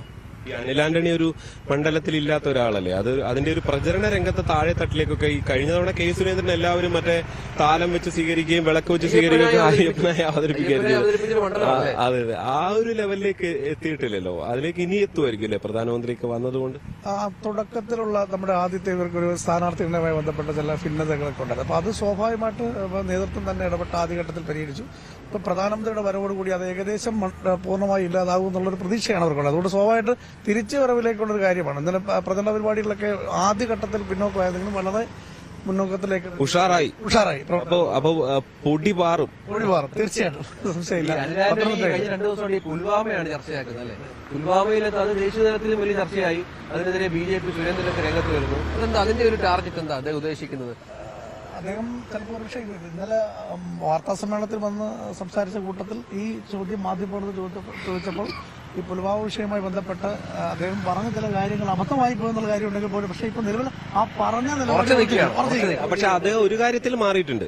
പാകിസ്ഥാനെ അനുകൂലമായി താൻ പറഞ്ഞു, അതായത് ഈ ആന്റോ ആന്റണിയുടെ പരാമർശത്തിലെ ഈ ബാക്കി ഭാഗങ്ങളെല്ലാം നേരത്തെ ചർച്ചയാകിയോ സത്യവാൻ മാലിക്കിന്റെ പരാമർശത്തോടുകൂടിയൊക്കെ ചർച്ച ചെയ്യപ്പെട്ട വിഷയമാണ്. പക്ഷെ പാകിസ്ഥാന് പങ്കില്ലേ എന്ന് ചോദിക്കുമ്പോൾ പാകിസ്ഥാൻ എന്ത് പങ്ക് എന്ന് ചോദിക്കുമ്പോൾ അതാണ് ആളുകളെ ഞെട്ടിക്കുകയും അത് ഈ ആന്റോ ആന്റണി പല സുഹൃത്തുക്കളുമായിട്ടൊക്കെ സംസാരിച്ചപ്പോൾ പറഞ്ഞത് അവരെന്നെ കൊണ്ട് ചോദിച്ച് ആകെ കുടുക്കി അങ്ങനെ പറയിപ്പിച്ചതാണ് എന്നൊക്കെ പറയുന്നുണ്ട്. എന്തായാലും ഒരു ഘട്ടത്തിൽ ആന്റോ ആന്റണിയുടെ കയ്യിൽ നിന്ന് കാര്യങ്ങൾ അന്നേരം പോയി എന്നുള്ളതാണ്. അത് പക്ഷേ ഈ BJP ഈ തോമസ് ഐസക്കിനെ സംബന്ധിച്ച് ആ വിഷയം ആയുധമാക്കുന്നുണ്ട്. പാകിസ്ഥാനെ ന്യായീകരിക്കുക അല്ലെങ്കിൽ പാകിസ്ഥാനെ പിന്തുണച്ചുകൊണ്ട് സംസാരിക്കുകയാണ് സ്ഥാനാർത്ഥി ചെയ്തത് എന്നുള്ളൊരു നിലയിലേക്ക് അവരത് ആയുധമാക്കുന്നുണ്ട്. എനിക്ക് തോന്നുന്നു പ്രധാനമന്ത്രി ഇന്നത് പറയാനുള്ള സാധ്യത ഉണ്ടാവുമായിരിക്കും വേദിയിൽ. സ്വാഭാവികം. ഞങ്ങൾ ഇന്ന് രാവിലെ പോലെ എത്തിയപ്പോഴേ പത്തനംതിട്ടയിലെ ഒരുപാട് ആളുകൾ സംസാരിക്കാൻ ശ്രമിച്ചു. പക്ഷെ അവരാരും അങ്ങോട്ട് തെരഞ്ഞെടുപ്പ് ചൂടിലേക്ക് എത്തിയിട്ടില്ല. എന്തായിരിക്കും അതിന്റെ കാരണം? തെരഞ്ഞെടുപ്പ് ചൂടിലേക്ക് എത്തിയിട്ടുണ്ട്. പക്ഷേ ഇപ്പോഴും രാവിലെ നമ്മൾ പ്രചരണ പരിപാടിയിൽ ഇന്നലെ തന്നെ പല സ്ഥലം പൂഞ്ഞാറ്, കാഞ്ഞിരപ്പള്ളി സ്ഥലങ്ങളിലൊക്കെ ഇന്ന് പ്രധാനമന്ത്രി വരുന്നുണ്ട്. സ്വാഭാവികമായിട്ടും മറ്റ് സ്ഥാനാർത്ഥികൾ മറ്റ് നാട് വിട്ടു എത്തും. പക്ഷെ മറ്റു മേഖലയിലേക്ക് നഗരത്തിലെ തിരക്കും ഒക്കെ പരിഗണിച്ചാൽ അവരുടെ പണി ഇന്നത്തെ ഇത് ശേഷമാണ്. ഇതിന് മറുപടി പറയുക പ്രധാനമന്ത്രി എന്ന് പറയുന്നത്, അതിനെ കൗണ്ടർ ചെയ്യുക എന്നുള്ളത് സ്വാഭാവികമായിട്ട് ഇന്ന് ഉച്ചയ്ക്ക് ശേഷമൊക്കെ. അപ്പൊ തിരക്കൊക്കെ നഗരത്തിലെ തിരക്കൊക്കെ കാരണം മറ്റു മേഖലകളിലേക്ക് അവർ പ്രചരണ പരിപാടികൾ പൂഞ്ഞാറ്, കാഞ്ഞിരപ്പള്ളി തുടങ്ങിയ സ്ഥലങ്ങളിലുണ്ട്. പക്ഷേ ജില്ല തന്നെ വിട്ടു എന്ന് പറയാം. പക്ഷേ തോമസ് ഐസക്ക് അടുത്ത സ്ഥലങ്ങളിൽ റാന്നിയിൽ ഉണ്ടെന്നുള്ളതാണ് നമുക്ക് അറിയാൻ കഴിയുന്നത്. അപ്പൊ അത്തരത്തിൽ 3 സ്ഥാനാർത്ഥികളും വളരെ തിരക്കിട്ട് തന്നെയാണ് ഈ പ്രചരണ പരിപാടികൾ സംഘടിപ്പിച്ചത്. ഇന്ന് BJP പ്രവർത്തകരെ സംബന്ധിച്ച് ഏകദേശം 1.5 ലക്ഷത്തോളം പ്രവർത്തകർ വരുമെന്നാണ്. അതായത് 2 മാവേലിക്കരയും ആലപ്പുഴയുണ്ടോ ആലപ്പുഴയുടെ മറ്റ് മണ്ഡലങ്ങളിലെ പ്രവർത്തകർ കൂടി പങ്കെടുക്കും. സ്ഥാനാർത്ഥികളും വരുമെന്നാണ് പറയുന്നത്. ഏകദേശം 1.5 ലക്ഷത്തോളം പേര് വരുമെന്നാണ് അവർ അവകാശപ്പെടുന്നത്. എന്നാലും ഇന്നലെ വാർത്താ സമ്മേളനവുമായി ബന്ധപ്പെട്ട് പറയുന്ന സമയത്ത് സുരേന്ദ്രൻ പറഞ്ഞത് ഏറ്റവും കൂടുതൽ കഴിഞ്ഞ വർഷത്തേക്കാൾ കഴിഞ്ഞ പ്രാവശ്യം ഉള്ളതിനേക്കാൾ ഏറ്റവും കൂടുതലൊരു നേട്ടം BJPക്ക് ഈ മണ്ഡലത്തിൽ അവർ പ്രതീക്ഷിക്കുന്നത് വിജയം മാത്രമാണ് അവർ പ്രതീക്ഷിക്കുന്നത്. അത് എ ക്ലാസ് മണ്ഡലമാണ്. BJP സംബന്ധിച്ചിടത്തോളം ഇനിയിപ്പോ വോട്ടെണ്ണം കൂട്ടലല്ല പ്രശ്നം. BJPക്ക് ജയിക്കാവുന്ന മണ്ഡലമാണ് പത്തനംതിട്ട എന്നുള്ളത്. കാരണം ഒരു ലോക്സഭാ തെരഞ്ഞെടുപ്പിൽ ഒരു 80,000 വോട്ടിന്റെ വ്യത്യാസം, അതായത് BJP കഴിഞ്ഞ കുറെ നാളുകളായി ഈ വോട്ടിംഗിൽ ഒരു വലിയ പമ്പിംഗ് ആണല്ലോ നടക്കുന്നത്. ഒരു 1 ലക്ഷം വോട്ടുള്ളിടത്ത് 2.5 ലക്ഷം വോട്ടിലേക്ക് വരിക, ഒരു 1.5 ലക്ഷം 298. അതായത് അത്രത്തോളം എത്താൻ MT രമേശിന് 1.26 എങ്ങാണ്ടേ ഉണ്ടായിരുന്നുള്ളൂ. ഞാൻ പറഞ്ഞ പല മണ്ഡലങ്ങളും നമ്മൾ പ്രതീക്ഷിക്കാതെ ഇപ്പൊ ശോഭാ സുരേന്ദ്രൻ മത്സരിച്ച ആറ്റിങ്ങലോ അങ്ങനെ പല മണ്ഡലങ്ങൾ, ഇപ്പൊ ആലപ്പുഴ അല്ലെ, അതെ അതൊരു നമ്മള് ഒരു വോട്ടിംഗ് പാറ്റേണിൽ ഇങ്ങനെയൊക്കെ സംഭവിക്കുമോ എന്ന് നമ്മൾ വിചാരിക്കാത്ത ഘടകമാണ്. അതുകൊണ്ട് തന്നെ ഒരു 80,000 വോട്ട് എന്നുള്ളത് അത്ര ഈസി ഒന്നും അല്ല മറികടക്കുക എന്നുള്ളത്. അതുകൊണ്ട് BJPക്ക് ഇന്നല്ലെങ്കിൽ നാളെ സാധ്യതയുള്ള ഒരു മണ്ഡലം തന്നെയാണ്. കഴിഞ്ഞ തെരഞ്ഞെടുപ്പ് കാലത്ത് സജീവമായിട്ടുണ്ടായിരുന്നല്ലോ. ഭയങ്കര വ്യത്യസ്തമായ സാഹചര്യമാണ്. കാരണം ശബരിമല പ്രക്ഷോഭം ഇങ്ങനെ ആഞ്ഞടിച്ച് കത്ത് നിൽക്കുന്ന സമയം അല്ലെ. അതിനുശേഷം സുരേന്ദ്രൻ ഇവിടെ അവതരിക്കുന്നു. കെ സുരേന്ദ്രനെ ഒരു ബിംബമായി കൊണ്ടു നടക്കുന്നു അല്ലെ? അത് എങ്ങനെയാണ് ശബരിമല വിഷയം നിൽക്കുന്ന സമയത്ത് ഏറ്റവും കൂടുതൽ ഈ മണ്ഡലത്തിൽ BJP പ്രതീക്ഷ അർപ്പിച്ച ഒരു മണ്ഡലമാണ് ലോക്സഭാ മണ്ഡലം. ശബരിമല വിഷയം കത്തി നിൽക്കുന്ന സമയത്ത് BJP വിജയമല്ലാതെ വേറൊന്നും പ്രതീക്ഷിക്കില്ല. പ്രത്യേകിച്ച് BJPയുടെ സംസ്ഥാന പ്രസിഡന്റ് K. സുരേന്ദ്രൻ തന്നെ ഈ മണ്ഡലത്തിൽ മത്സരിക്കുന്നതിന് പ്രത്യേകത കൂടിയുണ്ട്. ആ തലത്തിലാണ് ദേശീയ നേതൃത്വവും സംസ്ഥാന നേതൃത്വം ഇത് വിലയിരുത്തിയും പ്രവർത്തകരും വലിയ പ്രതീക്ഷയോട് കൂടിയാണ്. പക്ഷേ എവിടെ പാളിപ്പോയത്? അത് സംഘടനാപരമായുള്ള കാര്യങ്ങളും ചില കാര്യങ്ങളിലൊക്കെ അത് ഉണ്ട്. കാരണം ചില ആളുകൾ പാർട്ടിയിൽ തന്നെയുള്ള ആളുകൾ തന്നെ ചില അതൃപ്തിയും കൂടെ ചില കാര്യങ്ങളൊക്കെ അതിനകത്ത് ഉണ്ടായിട്ടുണ്ടെന്നാണ് ആഭ്യന്തര വിഷയമാണെന്നുള്ളതാണ് നേരത്തെ പിന്നീട് ഉണ്ടായിരുന്നു. പക്ഷേ അല്പം കൂടി കൂടാനുള്ള സാധ്യത വളരെ കൂടുതലാണ്. ഞങ്ങൾ അത് പറയാം. BC ജോർജിന്റെ ഒരു വലിയ പ്രതീക്ഷ അത് കലം വീട് ഉടഞ്ഞ ഒരു സാഹചര്യം. കാരണം പൂഞ്ഞാറ് കാഞ്ഞിരപ്പള്ളി PC ജോർജിനുള്ളൊരു സ്വാധീനമൊക്കെ ചിലപ്പോൾ ഒരു പക്ഷേ അനിൽ ആന്റണിയെ സംബന്ധിച്ച് ബാധിക്കാൻ സാധ്യത ഉണ്ടെന്നുള്ളതാണ്. കാരണം അദ്ദേഹത്തിന്റെ അതൃപ്തി ഇപ്പോഴും നിലനിൽക്കുന്നുണ്ട്. ഈ പ്രചരണ പരിപാടികളൊക്കെ സജീവമാണെങ്കിൽ പോലും അദ്ദേഹം പ്രതീക്ഷിച്ച അദ്ദേഹത്തിന് കിട്ടാവുന്ന സീറ്റ് എന്ന നിലയ്ക്ക് മണ്ഡലത്തിൽ പത്തനംതിട്ടയിലെ എല്ലാ പരിപാടിക്കും PC ജോർജ് നിറഞ്ഞിരുന്ന സമയത്താണ് അപ്രതീക്ഷിതമായി അനിൽ ആന്റണിയുടെ പേര് വരികയും അതൊരു വലിയ അഭിപ്രായത്തിലേക്ക് കൊണ്ട് PC ജോർജ് അതിർത്തി തുറന്നു പറയുകയും BJPയുടെ ഭാഗമല്ലായിരുന്നെങ്കിൽ ആ സമയത്ത് എന്തൊക്കെ പറയാനുള്ളത് നമുക്ക് PC ഇപ്പോഴും പറയുന്നുണ്ടല്ലോ. PC BJPയുടെ ഭാഗമായി നിന്നുകൊണ്ട് തന്നെ വലിയ ആരോപണങ്ങളും പല നീക്കങ്ങളും BDJSനെതിരെയൊക്കെ നടത്തുന്നുണ്ട്. പക്ഷെ എനിക്ക് തോന്നുന്നു അത് അവർ തമ്മിൽ നേരത്തെയുള്ള പ്രയോഗങ്ങളിലേക്ക് പോയി.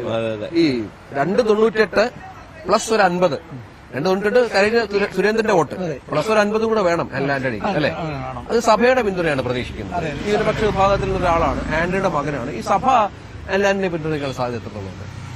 ഈ സ്ഥാനാർത്ഥികൾക്ക് ശേഷം അദ്ദേഹം സഭാ നേതൃത്വത്തിലേക്ക് പോയി നേരിട്ട് കാണുകയൊക്കെ ചെയ്യുന്നു. പക്ഷേ ഈ മണ്ഡലത്തിൽ ക്രിസ്ത്യൻ വോട്ടുകളുടെ നിർണായകമാണ് സ്വാഭാവികമായി. അപ്പം അത്തരത്തിൽ വരുന്ന സഭയുടെ വോട്ടുകൾ പ്രതീക്ഷിക്കുന്നുണ്ട്. അതിനാണെങ്കിൽ അതിന്റെ ഭാഗമായി നേതാക്കന്മാരെയൊക്കെ പോയി കാണുകയൊക്കെ ചെയ്യുന്നുണ്ട്. പക്ഷെ നമ്മൾ നേരത്തെ സൂചിപ്പിച്ച പോലെ ഈ PC ജോർജിന്റെ മറ്റു ചില അതൃപ്തി കാര്യങ്ങളൊക്കെ സ്വാഭാവികം അതെങ്ങനെ പ്രതിഫലിക്കുമെന്ന് നമുക്ക് പറയാൻ കഴിയില്ല. ഈ സുരേന്ദ്രൻ നേടിയ അത്ര വോട്ട് ഒരുപക്ഷെ അനിൽ ആന്റണി നേടുമെന്ന് ഈ മണ്ഡലത്തിലെല്ലാം ചിലപ്പോൾ ഒരുപക്ഷെ നമുക്ക് കഴിയില്ല. പക്ഷേ പ്രധാനമന്ത്രി വരുന്നു, പ്രചരണ പരിപാടികൾ ശക്തമാക്കുന്നു, കൂടുതൽ വിജയം മാത്രമാണ് പ്രതീക്ഷിക്കുന്നത്. മണ്ഡല പരിപാടികളും പ്രചരണ പരിപാടികൾ കൺവെൻഷനും മറ്റു കാര്യങ്ങളൊക്കെ സംഘടിപ്പിക്കുന്നുണ്ട്. പക്ഷെ അത് എത്രത്തോളം തെരഞ്ഞെടുപ്പ് പ്രതിഫലിക്കും എന്നുള്ള കാര്യത്തെക്കുറിച്ച് വരും ദിവസങ്ങളെ നമുക്കത് പറയാൻ കഴിയുള്ളൂ. അതാണ് എന്റെ ശ്രീത്തെ ഈ PC ജോർജ് BJPയിൽ ലയിച്ചതിന് ശേഷം ഈ സഭയുടെ ഒരു പിന്തുണ അല്ലെങ്കിൽ അതിനൊക്കെയുള്ള ഒരു എങ്ങനെയുണ്ട് അതിന്റെ ഒരു? കാരണം അതിന് മുൻപ് PC സഭയുമായിട്ട് വളരെ അടുപ്പമുള്ള ആളാണ്, നമുക്കറിയാം. കാരണം പല വിഷയങ്ങളിലും കേരള ജനത മൊത്തം എതിരഭിപ്രായം പറഞ്ഞ പല വിഷയങ്ങളിൽ പോലും സഭയുടെ നിന്ന ആളാണ് PC അല്ലെ? ഈ BJPയിലേക്ക് പോയ സഭയ്ക്ക് രുചിച്ചിട്ടുണ്ടോ? രഞ്ജിത്ത്, നമ്മൾ ഈ ഒരുമിച്ച് ഒരു സഭയെ PC ജോർജ് വെച്ചതുകൊണ്ട് ആ വോട്ടെല്ലാം BJPക്ക് വരിക അല്ലെങ്കിൽ അങ്ങനെ ഒരു കാൽക്കുലേഷന് പലപ്പോഴും വലിയ പ്രസക്തി ഇല്ല എന്നാണ് എനിക്ക് തോന്നാറുള്ളത്. പ്രത്യേകിച്ച് ഈ PC ജോർജിന്റെ പിന്തുണ കഴിഞ്ഞ ലോക്സഭാ തെരഞ്ഞെടുപ്പിലും K. സുരേന്ദ്രൻ ഉണ്ടായിരുന്നു. പക്ഷേ അവിടെ പൂഞ്ഞാർ നിയോജക മണ്ഡലത്തിൽ പോലും ഒരു 30,000 വോട്ടേ സുരേന്ദ്രന് കിട്ടിയുള്ളൂ. അപ്പൊ ആ ഒരു പ്രശ്നം അവിടെ നിൽക്കുന്നുണ്ട്. ജോർജിനെ മാത്രം പിന്തുണയ്ക്കുന്നവരല്ലോ, അവർക്ക് പല രാഷ്ട്രീയ നേതാക്കളുണ്ട്, പല സംവിധാനങ്ങളുണ്ട്. അവർ ഏറ്റവും ബെറ്റർ ചോയ്സ് ഏതാണ് എന്ന് നോക്കി തന്നെ വോട്ട് ചെയ്യുന്നവരായിരിക്കും. ഇപ്പൊ ഇത്തവണ ഒരു സാധ്യത എനിക്ക് തോന്നുന്നത് വീണ്ടും ഈ BJP സർക്കാർ തന്നെ, BJPയുടെ സംസ്ഥാനത്തെ ഏറ്റവും സാധ്യതയുള്ള ഒരു പ്രധാനപ്പെട്ട അവരുടെ പ്രചാരണായുധം വീണ്ടും മോദി സർക്കാർ വരിക, മോദി കാ ഗ്യാരണ്ടി. അതെ അതെ. അപ്പൊ അത് വീണ്ടും വരുന്നു എന്നുള്ളതോടുകൂടി അവിടെ ഒരുപക്ഷെ BJPക്ക് വോട്ട്, ബാക്കിയുള്ളവർക്ക് വോട്ട് ചെയ്തിട്ട് എന്ത് കാര്യം എന്ന് ചിന്തിക്കുന്ന ഏതെങ്കിലും ആളുകളൊക്കെ കാണും. എന്നുവെച്ചാൽ അത്തരം ആ പ്രചരണങ്ങളൊക്കെ വീഴുന്ന ആളുകൾ ഉണ്ടാകാനുള്ള എല്ലാ സാധ്യതയുണ്ട്. അപ്പൊ അതുകൊണ്ട് തന്നെ കഴിഞ്ഞ തവണത്തെ രാഷ്ട്രീയ സാഹചര്യമോ വോട്ടിംഗ് പാറ്റേണോ ഒന്നും ആയിരിക്കില്ല ഈ തെരഞ്ഞെടുപ്പിലുള്ള. പിന്നെ ഈ PC ജോർജ് എന്ന ആള് ശരിയാണ് BJPയിലേക്ക് വന്നു എന്നുള്ളതും അദ്ദേഹത്തെ അംഗീകരിക്കുന്നു എന്നൊക്കെയുള്ളത് ശരിയാണ്. പക്ഷേ പ്രധാനമന്ത്രി നരേന്ദ്രമോദി വന്ന് അനിൽ ആന്റണിക്ക് വേണ്ടി വോട്ട്, ഈ സംഘപരിവാർ അണികൾ അവരെല്ലാം തന്നെ ഏറ്റവും കൂടുതൽ അവർ ആരാധിക്കുന്ന ആള് പ്രധാനമന്ത്രി തന്നെയാണ്. അങ്ങനെ ഒരാൾ പറയുന്നതോടുകൂടി ഇത്തരം പിണക്കങ്ങളെല്ലാം മാറാനുള്ള സാധ്യത തന്നെയാണ് എനിക്ക് തോന്നുന്നത്. കാരണം അവരാദ്യം തന്നെ അവതരിപ്പിക്കുകയാണല്ലോ. ഇനിയിപ്പം സംസ്ഥാന നേതൃത്വവും K. സുരേന്ദ്രനാണെങ്കിലും ആദ്യ ദിവസം തന്നെ വന്ന് ഇവിടെ കാര്യങ്ങൾ നോക്കുന്നു. അങ്ങനെ ഈ സുരേന്ദ്രനെ പോലെയുള്ള നേതാക്കൾ പുറത്ത് നിൽക്കുന്നുണ്ട്. അതായത് മത്സര രംഗത്ത് BJPയുടെ ഒരു വലിയ പരിമിതി പലപ്പോഴും അതായിരുന്നല്ലോ, ഈ എല്ലാവരും മത്സരിക്കാൻ പോകുന്നു. അപ്പോൾ നേതാക്കളെല്ലാം മത്സരിക്കാൻ പോകുമ്പോൾ ആര് ഇവിടെ ഓർഗനൈസ് ചെയ്യും എന്നുള്ള ഒരു പ്രശ്നമുണ്ടായിരുന്നു. അപ്പോൾ ഇവിടെ പരിചയമുള്ള സുരേന്ദ്രനൊക്കെ പുറത്ത് നിൽക്കുകയാണ്. അപ്പോൾ അത്തരം പരിമിതികളോ പ്രശ്നങ്ങളോ ഒക്കെ ഉണ്ടെങ്കിൽ പരിഹരിക്കാൻ കഴിയുമായിരിക്കും എന്നാണ് വിചാരിക്കുന്നത്. എന്താ പറഞ്ഞില്ല, തുടക്കത്തിൽ ഇത് വലിയൊരു പ്രശ്നമാണെങ്കിലും ആദ്യം തന്നെ ഇതിന്റെ അപകടം BJP നേതൃത്വം കാണത്തും. കാരണം ഇത് എതിർപ്പ് വന്ന് വലിയ വിമർശനം സോഷ്യൽ മീഡിയകളിൽ പ്രചരണമായി പോസ്റ്റുകളായി അങ്ങനെ വന്നു കഴിയുമ്പോൾ തന്നെ തുടക്കത്തിൽ സുരേന്ദ്രൻ സംസ്ഥാന പ്രസിഡന്റ് കെ സുരേന്ദ്രൻ അടക്കം ഇടപെട്ടുകൊണ്ട് ആദ്യഘട്ടത്തിൽ തന്നെ ഇതിന് ഒരു പ്രതിരോധം സൃഷ്ടിച്ചിട്ടുണ്ട് ഈ ഒരു വിമർശനങ്ങളൊക്കെ. അത് സ്വാഭാവികമായിട്ട് ഗുണം ചെയ്യുമ്പോൾ മോഡിയുടെ വരവ്, നരേന്ദ്രമോദിയുടെ പ്രധാനമന്ത്രിയുടെ വരവോടുകൂടി ഒക്കെ ഇത് വാട്സപ്പ് ചെയ്ത് പോകുന്ന പ്രതീക്ഷിക്കാം. അതാണ് ശരണ്യ, നമ്മൾ ഈ കഴിഞ്ഞ തവണ എനിക്ക് തോന്നുന്നു കെ രാധാകൃഷ്ണനായിരുന്നു അല്ലെ അവിടെ ആലപ്പുഴ സ്ഥാനാർത്ഥി. അത് 87,000 വോട്ട് 87,000 വോട്ട്. അത് വലിയൊരു ആലപ്പുഴ ചരിത്രത്തിൽ ബിജെപിക്ക് ഏറ്റവും കൂടുതൽ വോട്ട് കിട്ടിയ തെരഞ്ഞെടുപ്പായിരുന്നു. രീതിയിൽ അവർക്ക് വോട്ട് വർദ്ധിപ്പിക്കാൻ കഴിഞ്ഞു എന്നുള്ളതാണ്. ഇത്തവണ മികച്ച സ്ഥാനാർത്ഥിയാണ് ശോഭാ സുരേന്ദ്രൻ. വലിയ പ്രചണ്ഡമായ പ്രചരണമാണ് അവിടെ. കാരണം വലിയ റോഡ് ഷോകളും വലിയ പോസ്റ്ററുകളും ബാനറുകളും, പിന്നെ പുള്ളിക്കാരുടെ ഒരു രീതി ആറ്റിങ്ങിലൊക്കെ നമുക്കറിയാം എത്ര വോട്ടാണ് കഴിഞ്ഞ തവണ പിടിച്ചത് എന്നുള്ളത്. വലിയ തോതിലുള്ള വോട്ട് സമ്മാനിച്ച ആളാണ്. അപ്പോൾ ആലപ്പുഴയിൽ 198+ ആയിരിക്കും പ്രതീക്ഷ ഇപ്പോഴും അല്ലെ? അതാണ് അവർ പ്രതീക്ഷിക്കുന്നത്. ശോഭാ സുരേന്ദ്രൻ പറയുന്നത് ഞാൻ ജയിക്കാൻ വേണ്ടി തന്നെ മത്സരിക്കുന്നു എന്നുള്ളതാണ്. അല്ലാതെ വോട്ട് നില ഉയർത്തുക എന്നുള്ളതല്ല, ഞാൻ ജയിക്കാനാണ് ആലപ്പുഴയിൽ മത്സരിക്കുന്നതാണ്. കഴിഞ്ഞ തവണത്തെ ഒരു സാഹചര്യം നമ്മൾ പരിശോധിക്കുമ്പോൾ ആലപ്പുഴയുടെ ഒരു ചിത്രം വേറൊരു രീതിയിലായിരുന്നു. രണ്ട് ന്യൂനപക്ഷ സ്ഥാനാർത്ഥികൾ ഒരുമിച്ച് മത്സരിക്കുന്നു. ഷാനിമോൾ ഉസ്മാൻ മത്സരിക്കുന്നു, അതുപോലെ തന്നെ AM ആരിഫ് മത്സരിക്കുന്നു. ശബരിമല വിഷയം നിൽക്കുന്നു.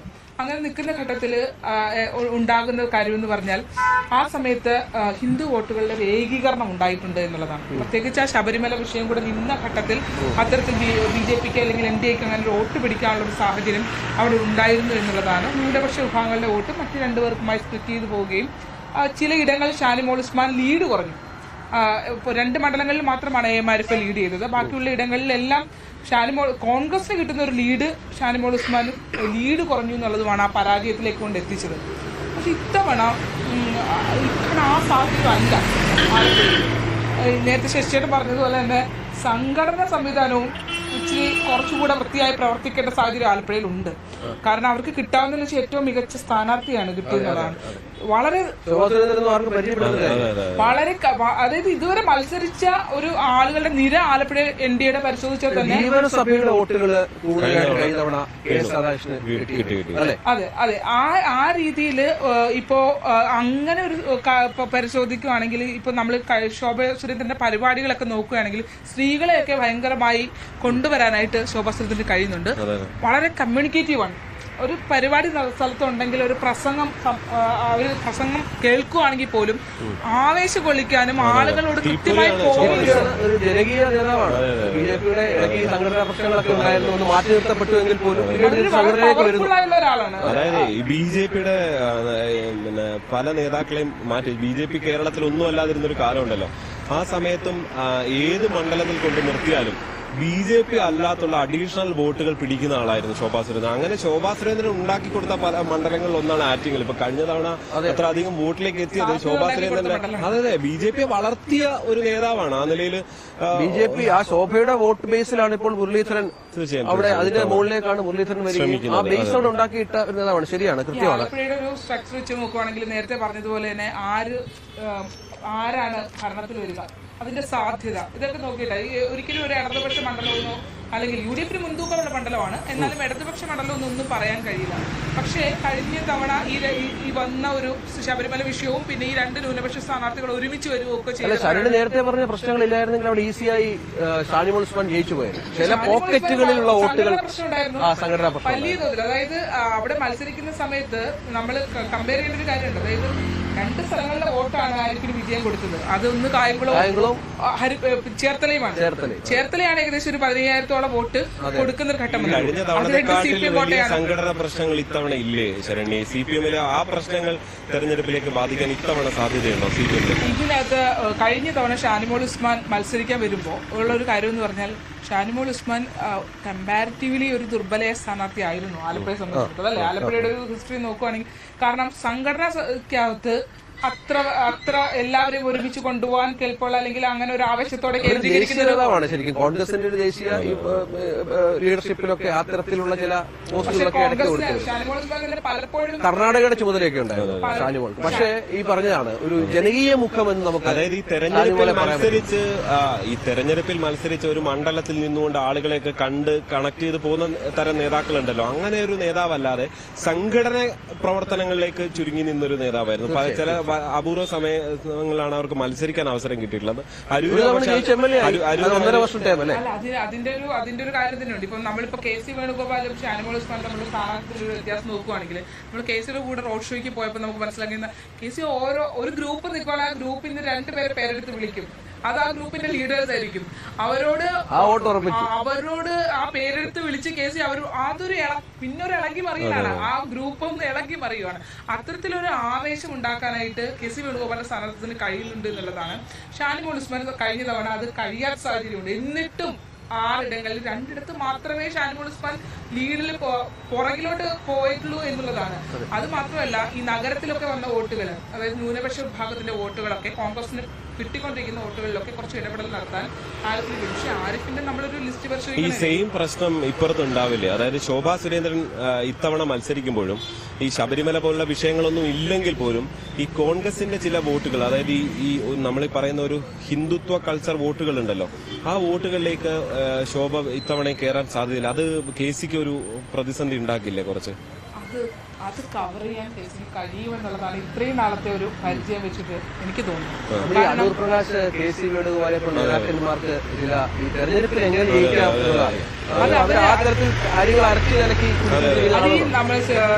നമ്മള് ന്യൂനപക്ഷ വിഭാഗങ്ങളിലേക്ക് ആളുകളെ ഓരോ ആളുകളെയും ഓരോ വീടുകളെയും പ്രധാന വ്യക്തിത്വങ്ങളെയും പേരെടുത്ത് വിളിച്ചൊരു ബന്ധം KC അത് രാഷ്ട്രീയമായിട്ടല്ല, അതൊരു വ്യക്തിബന്ധം സൂക്ഷിക്കുന്ന ആളാണ്. അതുകൊണ്ട് തന്നെ ഇപ്പൊ നമ്മൾ ഉദ്ദേശിക്കാത്ത രീതിയിൽ എല്ലാ കോട്ടകളിലും നുഴഞ്ഞു കയറി അവിടെ ഒരു സ്പ്ലിറ്റ് ഉണ്ടാക്കി അവിടെ നിന്ന് ഇങ്ങോട്ട് എടുക്കേണ്ടത്. ഈ നമ്മളിപ്പോ നിൽക്കുന്നതിന്റെ തൊട്ടടുത്തുള്ള കോന്നി മണ്ഡലത്തിൽ തന്നെ ഈ അടൂർ പ്രകാശിന്റെ കാര്യം പറഞ്ഞപ്പോ പുറത്താണ്, അതൊരു CPM അനുകൂല സാഹചര്യം ശശിയുടെ സ്വന്തം സ്ഥലമാണ്. ആ മണ്ഡലത്തിൽ നിന്ന് ഓരോ വീടുകളുമായി ബന്ധമുണ്ടാക്കി കയറിപ്പോയ ആളാണ് അടൂർ പ്രകാശ്. അടൂർ പ്രകാശ് എന്ന് പറയുന്ന നേതാവ് പോയതോടുകൂടി കോന്നി വീണ്ടും LDFിലേക്ക് പോയി. ജനങ്ങളുമായി ഭയങ്കര ബന്ധം. അതായത് എനിക്ക് എന്റെ ഏറ്റവും അത്ഭുതം കൊക്കാത്തോട് പോലെ ആദിവാസി മേഖലയിലൊക്കെ ഉള്ള സ്ഥലങ്ങളിൽ അല്ലെങ്കിൽ വളരെ റിമോട്ട് ഏരിയയിലുള്ള ആളുകളെ പോലും കൃത്യമായി പേരെടുത്ത് പറയും. ഒരു വീട്ടിൽ ഇലക്ഷൻ വോട്ടർ പട്ടിക വേണ്ട. അപ്പൊ അങ്ങനെ ഒരു ജനകീയമായ ആളുകളുമായി ഒരു ബന്ധം ഉണ്ട്. അത് തിരുവനന്തപുരം രാധാകൃഷ്ണൻ അടൂരുണ്ടായിരുന്നു. അത് ഈ KC അപ്പം അടുത്തുള്ള ഒരു പ്രവർത്തനമായിരുന്നു രാഷ്ട്രീയ പ്രവർത്തനം. അപ്പൊ അതാണ് പല തെരഞ്ഞെടുപ്പുകളിലും കോന്നിയിൽ ഒരുപക്ഷെ CPM വോട്ടുണ്ടാകുമ്പോൾ CPM നല്ല ബന്ധമുള്ള മണ്ഡലമാണെങ്കിൽ പോലും അടിത്തറയുള്ള കോൺഗ്രസ് നേതാക്കൾക്കാണ് ആ ഗുണം കൂടുതൽ വേണ്ട. കാരണം അവരെ രക്ഷപ്പെടുത്തുന്നത് ഈ വ്യക്തിബന്ധങ്ങളാണ്. അത് രഞ്ജിത്ത് പറഞ്ഞപ്പോൾ ഞാൻ അങ്ങനെ ആലോചിക്കുകയായിരുന്നു. കാരണം അങ്ങനെയുള്ള നേതാക്കൾ കോൺഗ്രസിൽ കുറഞ്ഞതോടുകൂടിയാണ് ചില മണ്ഡലങ്ങൾ പരമ്പരാഗതമായി കോൺഗ്രസിന് കിട്ടിക്കൊണ്ടിരുന്ന ചില മണ്ഡലങ്ങൾ കോൺഗ്രസിനെ കൈവിട്ടു തുടങ്ങിയത്. അതെല്ലാം ആ നേതാക്കൾ ഉണ്ടാക്കിയ വ്യക്തിപ്രഭാവവും അവിടെ ഉണ്ടാക്കിയ വോട്ടുകളും തന്നെയാണ് അവിടുത്തെ ഏറ്റവും പ്രധാനപ്പെട്ട ഘടകമായി നിന്നിട്ടുള്ളത്. ഈ പത്തനംതിട്ട ജില്ല UDFന്റെ മണ്ഡലമാണ്.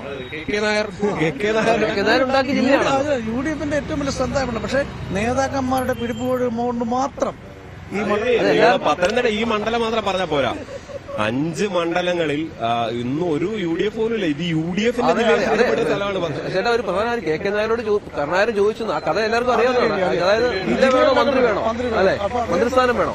അന്നേരം പുള്ളി പറഞ്ഞു ജില്ല മതി, എനിക്ക് മന്ത്രിസ്ഥാനം വേണ്ട എന്ന് പറഞ്ഞുണ്ടാക്കിയതാണ്. സ്റ്റേഡിയത്തിന്റെ പേര് KK നായർ സ്റ്റേഡിയം. പക്ഷേ ഇവിടെ 5 മണ്ഡലവും UDFിന് മെജോറിറ്റിയുള്ള മണ്ഡലമാണ് പത്തനംതിട്ട. പക്ഷേ ഇപ്പോൾ ഒരു MLA തദ്ദേശ സ്വയംഭരണ തെരഞ്ഞെടുപ്പിൽ പരാജയപ്പെട്ടു. അതുപോലെ തന്നെ ഈ അസംബ്ലി തെരഞ്ഞെടുപ്പിൽ പരാജയപ്പെട്ടു. ഇപ്പോൾ ലോക്സഭാ തെരഞ്ഞെടുപ്പ്. അങ്ങനെ ജില്ലയുടെ UDFിന്റെ ഒരു മെജോറിറ്റി DCC പ്രസിഡന്റ് തന്നെ CPMലേക്ക് വന്നു. നേരത്തെ ബാബു ജോർജ് നേരത്തെ DCC പ്രസിഡന്റ് തന്നെ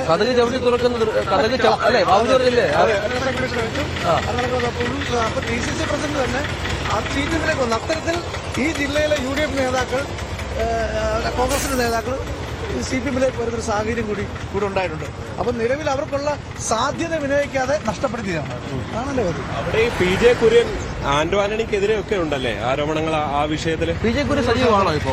PJ കുര്യൻ ഇപ്പൊ തെരഞ്ഞെടുപ്പിന്റെ ചില പരിപാടികളൊക്കെ സജീവമാണ്. പക്ഷേ PJ കുര്യൻ കഴിഞ്ഞ കുറച്ചു കാലമായി കോൺഗ്രസ് വിരുദ്ധ ലീഡർഷിപ്പിനെതിരെയൊക്കെ കുറെ വിമർശനം പറഞ്ഞെങ്കിലും ഈ സമീപകാലത്ത് വന്ന 2-3 പ്രതികരണങ്ങൾ പൂർണ്ണമായും കോൺഗ്രസ് ലീഡർഷിപ്പിനെ അംഗീകരിക്കുന്നതാണ്.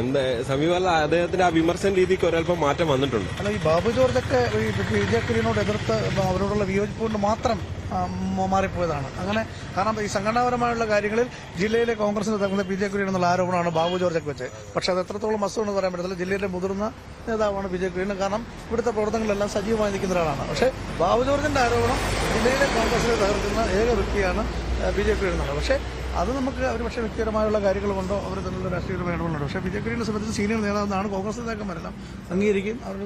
പൊതുവെ ഈ പത്തനംതിട്ടയില് ഈ ഒരു സംഘടനാ സംവിധാനത്തിന് ആകെ ഒരു പ്രശ്നമുണ്ടല്ലേ? കോൺഗ്രസിന്റെ ഒരുപാട് ഈ പറഞ്ഞ നേതാക്കളുടെ ഒരു ഈ സഹകരണത്തിന്റെ പ്രശ്നമുണ്ട്. പിന്നെ സംഘടനാ സംവിധാനം അപ്പാടെ പാളിപ്പോയ ഒരു ജില്ലയായിട്ട് മാറുന്നുണ്ടോ? നേരത്തെ പറഞ്ഞ ഇത് കോൺഗ്രസിന്റെ വലിയ ശക്തി കേന്ദ്രമായിരുന്നു. അതിനു മുൻപ് ഫിലിപ്പോസ് തോമസ് മാറി. അതെ അതെ അതെ. ഫിലിപ്പോസ് തോമസ് അതെ CPM-ലേക്ക് പോയി. വളരെ പ്രധാനപ്പെട്ട നേതാവല്ലേ? സ്ഥാനാർത്ഥിയായിരുന്നു 14 അല്ലേ? 100% ശരിയാണ്. കാരണം ഏറ്റവും കൂടുതൽ കോൺഗ്രസിന് അടിത്തറ UDF-ന് അടിത്തറയുള്ള ജില്ല 5 മണ്ഡലങ്ങൾ അവരുടെ കൈകളിൽ ഇരുന്നുണ്ട്. അവിടെ നിന്നാണ് ഇപ്പൊ തദ്ദേശ സ്വയംഭരണ പഞ്ചായത്തും നഗരസഭയും എല്ലാം കൈവിട്ടു പോവുകയാണ്. എന്നിട്ട് വീണ്ടും തിരിച്ച് ഇപ്പം അസംബ്ലി തിരിച്ച് വന്നപ്പോ 5 മണ്ഡലങ്ങളിൽ UDF-ന് ഇത് പോയി. ഇപ്പൊ നിലവിൽ ഇപ്പൊ ലോക്സഭാ തെരഞ്ഞെടുപ്പ് നിൽക്കുകയാണ്. അപ്പൊ ഇത് കഴിഞ്ഞ ലോക്സഭാ തെരഞ്ഞെടുപ്പ് MP UDF-ന്റെ മാത്രമാണ്, ആന്റോ മാത്രമാണ് MP ആയിട്ടുള്ളത്. നിലവിൽ MP മാത്രമല്ല. പക്ഷെ ആന്റോ കഴിഞ്ഞ തവണ എനിക്ക് തോന്നുന്നു കേരളത്തിലെ ഏറ്റവും കുറഞ്ഞ ഭൂരിപക്ഷത്തിൽ ജയിച്ച ഒരു MP ആണ്. കാരണം ബാക്കി എല്ലാ സ്ഥലങ്ങളിലും വൻ ഭൂരിപക്ഷമായിരുന്നു. 1 ലക്ഷം ആയിരുന്നു ഒരു മിനിമം. 1 ലക്ഷം മിനിമം. ഇവിടെ 40 38. അദ്ദേഹത്തിന് ഭൂരിപക്ഷത്തിന് കുറവൊന്നും. അപ്പം എന്തായാലും ഈ UDF-ന്റെ വലിയ മെജോറിറ്റി കഴിഞ്ഞ തവണ രഞ്ജിത്ത് ഞാൻ കേട്ടൊരു കഥ, ഈ കെ സുരേന്ദ്രൻ ജയിക്കും എന്നുള്ള പ്രതീതി മൊത്തത്തിൽ വലിയ രീതിയിൽ രൂപപ്പെട്ടു. കാരണം അദ്ദേഹത്തിന്റെ പ്രചരണവും കാര്യങ്ങളും എല്ലാം കണ്ട് വലിയ ആവേശത്തിലായിരുന്നു ഈ BJP ക്യാമ്പും എല്ലാം. ശബരിമല ഉണ്ടല്ലോ അവിടെ. അപ്പൊ ജയിക്കും എന്ന് വന്നപ്പോ ഏറ്റവും അവസാന ഘട്ടത്തിൽ ഈ ചില മൈനോറിറ്റി വോട്ടുകൾ വളരെ കൃത്യമായി ആന്റോ ആന്റണിയിലേക്ക് ഷിഫ്റ്റ് ചെയ്യപ്പെട്ടു എന്നുള്ളതാണ് പറയുന്നത്. ഏറ്റവും അവസാന 1-2 ദിവസത്തെ പൊളിറ്റിക്സ് ആണ് നമ്മൾ ഇന്നിപ്പോ സംസാരിക്കുന്നത്. പല മണ്ഡലങ്ങളിൽ നടന്ന അതെ അത് സംവിധാനമാണ്. അത് നമ്മൾ ഈ സർവേ ഒക്കെ വന്നിരുന്നു. ആ സർവേയുടെ അടിസ്ഥാനത്തിലൊക്കെയാണ് സുരേന്ദ്രൻ ജയിക്കും അല്ലെ? അതെ അതെ. അപ്പം ചില വോട്ടുകൾ സ്വാഭാവികമായിട്ട് UDF-ന് അനുകൂലമായി മാറും. കാരണം ജയിക്കുന്ന സ്ഥാനാർത്ഥി പ്രസിദ്ധിച്ചു.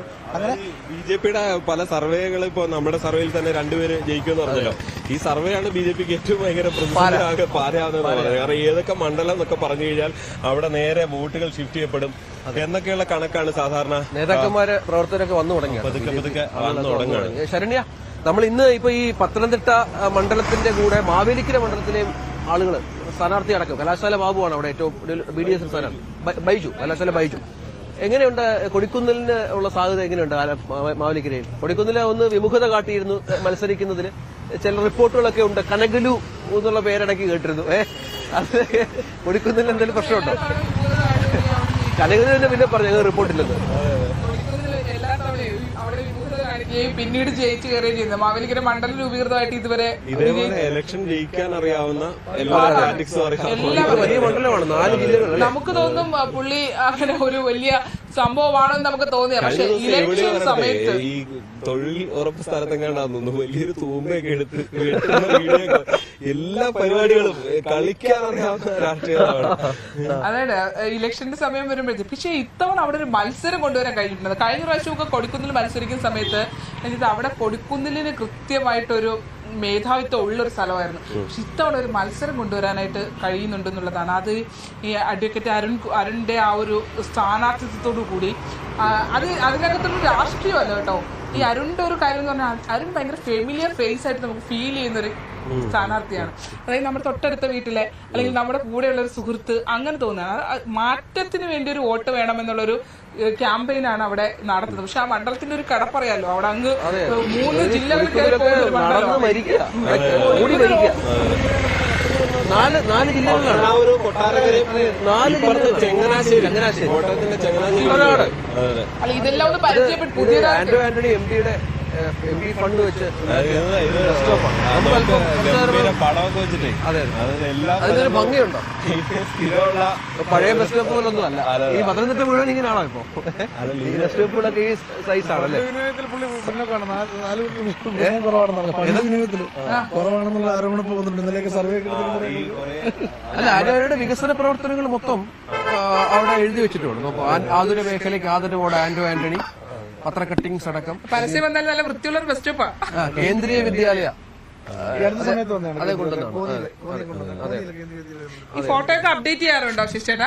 സംശയമല്ല. ഈ ഇപ്പൊ ആന്റോ ആന്റണിക്ക് പകരം വേറൊരാൾ ഇവിടെ ജയിച്ചു വരിക എന്ന് വിചാരിക്കും. അപ്പൊ ഇതൊക്കെ ഇവിടെ കാണുള്ളൂ. കുറച്ച് കഴിഞ്ഞിട്ടേ പതുക്കെ ചില പുനരുദ്ധാരണം അല്ലെ പുതിയതെന്നൊക്കെ പറഞ്ഞിട്ട് അങ്ങനെയാണല്ലോ പലതും ഇല്ലാതാവുന്നത്. മതിലുകളൊക്കെ പൊളിച്ചു, നവകേരള യാത്രയ്ക്ക് മതില് പൊളിച്ചു. അപ്പൊ ശരണ്യ, നമുക്ക് മാവേലിക്കലെന്ന് പറഞ്ഞ് മാവേലിക്കലിനെ സംബന്ധിച്ചിടത്തോളം ഇത്തവണ കഴിഞ്ഞ തവണ ഏകദേശം 1,30,000 വോട്ടാണ് BDJS പിടിച്ചത്. ഇത്തവണ ബൈജു കലാശാല ഈ ഇറക്കിയിട്ടുണ്ട്. ബൈജു കലാശാല എന്നാണ് കഴിഞ്ഞ ദിവസം വന്നതേ ഉള്ളൂ. കാൻഡിഡേറ്റ് ആയിരുന്നു. ഇപ്പൊ കഴിഞ്ഞ ദിവസമാണ് NDAയിലേക്ക് വരികയും ചെയ്തിട്ടുള്ളത്. സ്വാധീനമുള്ള ആളാണോ? എങ്ങനെയാണ് അദ്ദേഹത്തിനെ ഇവര് ഇത്ര കാര്യം? അവിടെ പഞ്ചായത്ത് തദ്ദേശ ഭരണ സ്ഥാപന ബ്ലോക്ക് പഞ്ചായത്ത് പ്രതിനിധിയായിരുന്നു. പ്രതിനിധിയായിട്ട് നിന്നിട്ടാണ്. ആ പ്രാദേശികമായുള്ള ഒരു ഇടപെടലൊക്കെ ഉണ്ടെങ്കിലും വലിയൊരു അത്ഭുതമൊന്നും ഇത്തവണ മണ്ഡലം മുഴുവൻ ഒരു സ്വാധീനം ഒന്നും പറയാനില്ല. ഇല്ല. വലിയൊരു അത്ഭുതമൊന്നും സൃഷ്ടിക്കാൻ ഇത്തവണ സാധ്യത ഇല്ല എന്നുള്ളതാണ് നമുക്ക് പക്ഷെ തോന്നുന്നത്. കൊടുക്കുന്നതിന് വേർക്കേണ്ടി വരുമല്ലോ, എല്ലാ തവണത്തെ പോലെ അല്ല. പക്ഷേ നമ്മളെല്ലാ മണ്ഡലങ്ങളെ കുറിച്ച് ഈ സംസാരം നമ്മൾ ഈ മണിക്കൂറിൽ ചെയ്യുമ്പോഴേ ഈ ഫൈറ്റ് ഒരു പൊളിറ്റിക്കൽ ഫൈറ്റ് ആയിട്ട് മാറില്ലേ? തെരഞ്ഞെടുപ്പിന്റെ അവസാന പൊളിറ്റിക്കൽ വോട്ടിംഗിലേക്ക് ഇത് മാറില്ലേ എന്നുള്ളതാണ്. അവിടെയാണ് രാഷ്ട്രീയവും ആളുകളുടെ ഇതെല്ലാം ഈ പകുതിയിലേക്ക് കടക്കുമ്പോഴേക്കും നമുക്ക് അതിനകത്ത് ശരിക്കും നമ്മൾ ഈ ഇങ്ങനെ സംസാരിക്കാൻ പോലും ഈ തെരഞ്ഞെടുപ്പ് വിശകലനം ചെയ്യാനോ വിലയിരുത്താനോ ഉള്ള സമയമായിട്ടില്ല. ഇനി ഒരുപാട് വിഷയങ്ങൾ മാറി മാറി മറിഞ്ഞു വരാനുണ്ട്. ശ്രീത്ത് പറഞ്ഞതുപോലെ കൃത്യമായ രാഷ്ട്രീയമായിരിക്കും. ഇത്തവണ ശബരിമല, കഴിഞ്ഞ തവണ ശബരിമല ഒരു വിഷയമായി നമ്മൾ അവതരിപ്പിച്ചത്. പക്ഷെ ഇത്തവണ അങ്ങനെ ഒരു വിഷയമില്ല. കൃത്യമായി രാഷ്ട്രീയം പറയും. ഭരണവിരുദ്ധ വികാരം കാര്യമായി സംസ്ഥാനത്തുണ്ട് എന്ന് പറയും. അത് പ്രതിഫലിച്ചേക്കാം. ഈ ക്ഷേമ പെൻഷനുകളുമായിട്ട് ബന്ധപ്പെട്ട പ്രശ്നങ്ങളുണ്ട്. നേരത്തെ ശ്രീത്ത് പറഞ്ഞ മറ്റേ കിഫ്ബി വിഷയമുണ്ട്. ഈ ജനങ്ങള് മുണ്ടുമുറുക്കി കൊടുക്കേണ്ട അവസ്ഥയുണ്ട്. അങ്ങനെ അതൊക്കെ ചർച്ചയായേക്കാം. ഒപ്പം ഈ സർക്കാർ പറയുന്ന ഈ സർക്കാരുമായി ബന്ധപ്പെട്ട് നടത്തിയ ക്ഷേമ പ്രവർത്തനങ്ങളും ചർച്ചയായേക്കാം. പിന്നെ മോദി സർക്കാരിന്റെ വികസന പ്രവർത്തനങ്ങൾ സ്വാഭാവികമായും അത് മുന്നോട്ട് വെച്ച് തന്നെയാണ് BJP വോട്ട് പിടിക്കുന്നത്. അതും ചർച്ചയാകാം. വികസനവും ആയിരിക്കും പ്രധാനമായും ചർച്ചയാവുക. നമുക്ക് അവസാനിപ്പിക്കേണ്ട സമയമായി. അപ്പൊ എന്റെ ഇത് കട്ടായി ആണല്ലേ? അപ്പോ നമ്മള് ഇനിയുള്ള മണിക്കൂറുകളെല്ലാം ഇതുമായി ബന്ധപ്പെട്ട വാർത്തയും വിശേഷങ്ങളും നമ്മൾ മോദിയുടെ തൊട്ടടുത്താണ്, മോദിയുടെ സ്റ്റേഡിയത്തിനോട് ചേർന്നാണ്, മെയിൻ എൻട്രൻസിന് അടുത്താണ് നിൽക്കുന്നത്. നമുക്ക് ഇനിയിപ്പോ ഉള്ള വാർത്തകളിലും ഒക്കെ ഇത് തന്നെയായിരിക്കും പ്രധാന വാർത്ത. കാരണം 1.5 മണിയെങ്കിലും ആകും പ്രധാനമന്ത്രി ഇവിടെ എത്താൻ. ഇവിടെ നിന്ന് 6 കിലോമീറ്റർ അപ്പുറത്തുള്ള ഹെലിപാഡിലാണ് മോദി എത്തുക. അതിനുശേഷം 3 കിലോമീറ്റർ. അപ്പൊ അതിനുശേഷം അദ്ദേഹം ഇവിടെ എത്തും. പ്രവർത്തകരൊരു 9 മണിയോടുകൂടിയൊക്കെ ആളുകൾ തുടങ്ങും. നമുക്ക് ഒരു ആംബിയൻസ് ഇനിയുള്ള ബുള്ളറ്റിനുകളിലും പ്രേക്ഷകർക്കായി നൽകാമെന്ന് കരുതുന്നു. തൽക്കാലം നമുക്ക് നിർത്താം അല്ലേ? നിർത്താം. ശരി, വീണ്ടും കാണാം. ശരി.